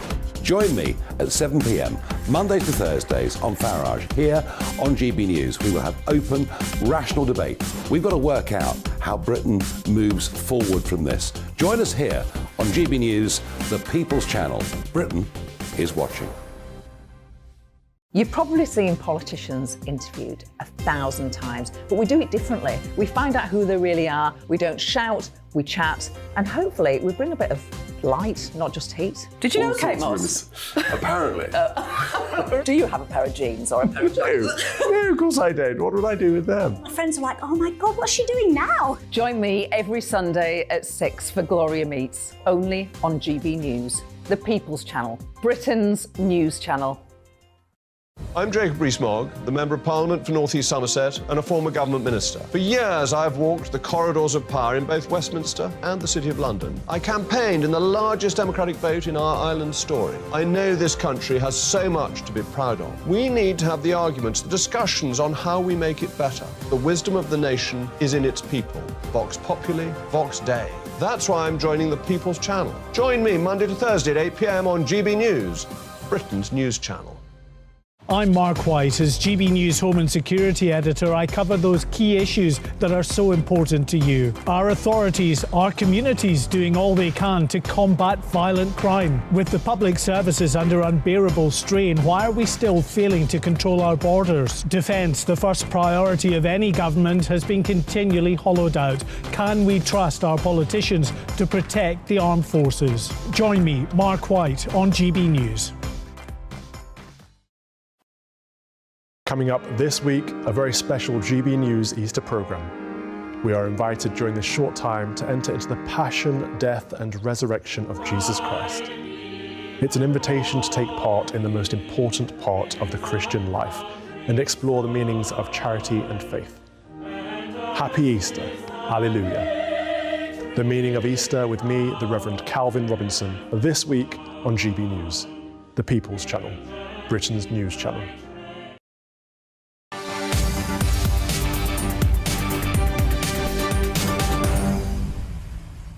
Oh, there we go. Make sure you tune into that. Right, well, welcome back, though. Now, the government is expected to announce that the leasing agreement has been reached to use a barge called the Bibby Stockholm in Dorset, which can accommodate more than 500 people. Look, we all know the story, OK? Big migrant barge off the coast of Dorset. MP Richard Drax, though, Tory, has spoken out against the plans and consigned to the dustbin this particular plan. Hotels housing migrants are already costing the government £6 million. This apparently is going to cost about £2.5 million a week or something like that. Joining me now is the former UKIP leader and border security expert, Henry Bolton. Henry, thank you very much. Look, it's not exactly a shock that the fair people of Dorset don't want literally a boatload of illegal immigrants on their tourist hotspot. But that said, should the people of Dorset do their bit to act as a deterrent to stop the thing kicking off even more? Yes, but I don't think this is down to the people of Dorset, Patrick. I think this is down to the government, and I don't think this is going to work. First of all, the Bibby Stockholm is 200 beds. That's it. That's a drop in the ocean compared to what's needed. That's point number one. Point number two, this can only work if it is a screening and assessment facility to sort of, if you like, everybody's familiar with the concepts of, at an airport, of airside and landside. You're not actually deemed to have entered the UK, although you're on UK territory, until you've transited immigration controls. We don't have that facility in law or physically on our maritime borders. We need it. And if this was to be used as a waterside, as opposed to landside facility for initial screening, welfare, and the credibility of any potential asylum claim before they were allowed to transit UK controls. So that screening would take 1 to 4 days. If they were used for that purpose, then we could return people, for example, like Albanians from a safe third country with whom we've got an agreement, directly from that facility back to transportation to take them back to Albania before they've transited immigration controls and they enter all the sort of judicial things. Yeah, so look, in such a way, that would work, but this is too small. It's in the wrong place, and it's not. Doesn't seem to be part of a process. It's just another. Instead of a hotel, we're putting them on a boat at Portland. Yeah, it's just a thing, isn't it? It's just literally a thing. It's just a thing. It's a and great headline, but that's it. Yeah, migrant barge. I mean, the other thing as well is, I mean, the fact is that everyone, the Residents Association, the local council, the Conservative MP, and and even we've managed to unite right-wing MPs and human rights groups here against this thing, but although for a couple of very different reasons. But it would seem to me as though one way around it would be to at least put this boat somewhere else. If it's a boat, it's on water, why does it have to be slap bang in the middle of a tourist spot? Can't you just lob it out somewhere near the Irish Sea? Well, Patrick, they're all coming into Dover. Dover Western Docks has got space. Why not put them there? We need two. We need them bigger. There is a facility at New York. It's actually a prison barge, but it's got all the welfare facilities, exercise facilities, medical facilities, processing facilities, judicial processing facilities, and everything else on board this thing. We need a couple of those parked off Dover. Rather than, because again, we're adding to the logistical burden. People come in to Dover, and then we're going to transport them all the way down to Portland to this thing. I mean, it's just bonkers. The space at Dover Western Docks, put them there. No, it just doesn't. I think somebody has heard the idea of putting them on boats and has heard the complaints of putting them in hotels and has thought, this is a solution. There's this boat, the Bibby Stockholm. We can lease that. We can stick them in there. That'll appease everybody. It will not. It will change the square root of nothing, Patrick. I'm all for this. I mean, I've in the conceptual way that I've explained, but this doesn't seem to fit within that concept, that process. It's too small, wrong place, and doesn't have the facilities to do any processing. All right, Henry, look, thank you. I will leave you to enjoy the absolutely beautiful location you're videoing in from there. Just as if I may, Patrick, just very briefly. Quickly. But of course, the whole country needs to get behind this. The government needs to come up with a credible plan, and we've got to have Conservative MPs getting behind that plan. Well, they do, and there's always going to be NIMBYism, but in this case, look, I personally would not want to, if I had a beautiful view of the Dorset coastline, I wouldn't want a boatload of illegal immigrants just living there. I think that would be a bit weird. Henry, thank you very much. Henry Bolton there, international security and border control expert. Right, now to a shocking story. A rapist who attacked a 13-year-old girl in a park in Scotland back in 2018 has walked free from court. Sean Hogg, who's now 21 years old, was found guilty of raping a vulnerable teenager at a park in Midlothian. But yesterday, a judge stated that the age of the rapist, who was 17 at the time, had to be taken into account when passing his sentence. Hogg was sentenced to 270 hours of community service. Yep, Yeah, exactly. Alan Collins is a partner at Hugh James Solicitors, who joins me now. Alan, I cannot believe that I'm reading out that a chap has got 270 hours of community service for raping an underage girl. This case certainly does raise eyebrows, doesn't it, to put it mildly, because the expectation is extremely serious offence would result in a very tough sentence. And traditionally, you know, the whole idea of sentencing is to deter, punish and reform.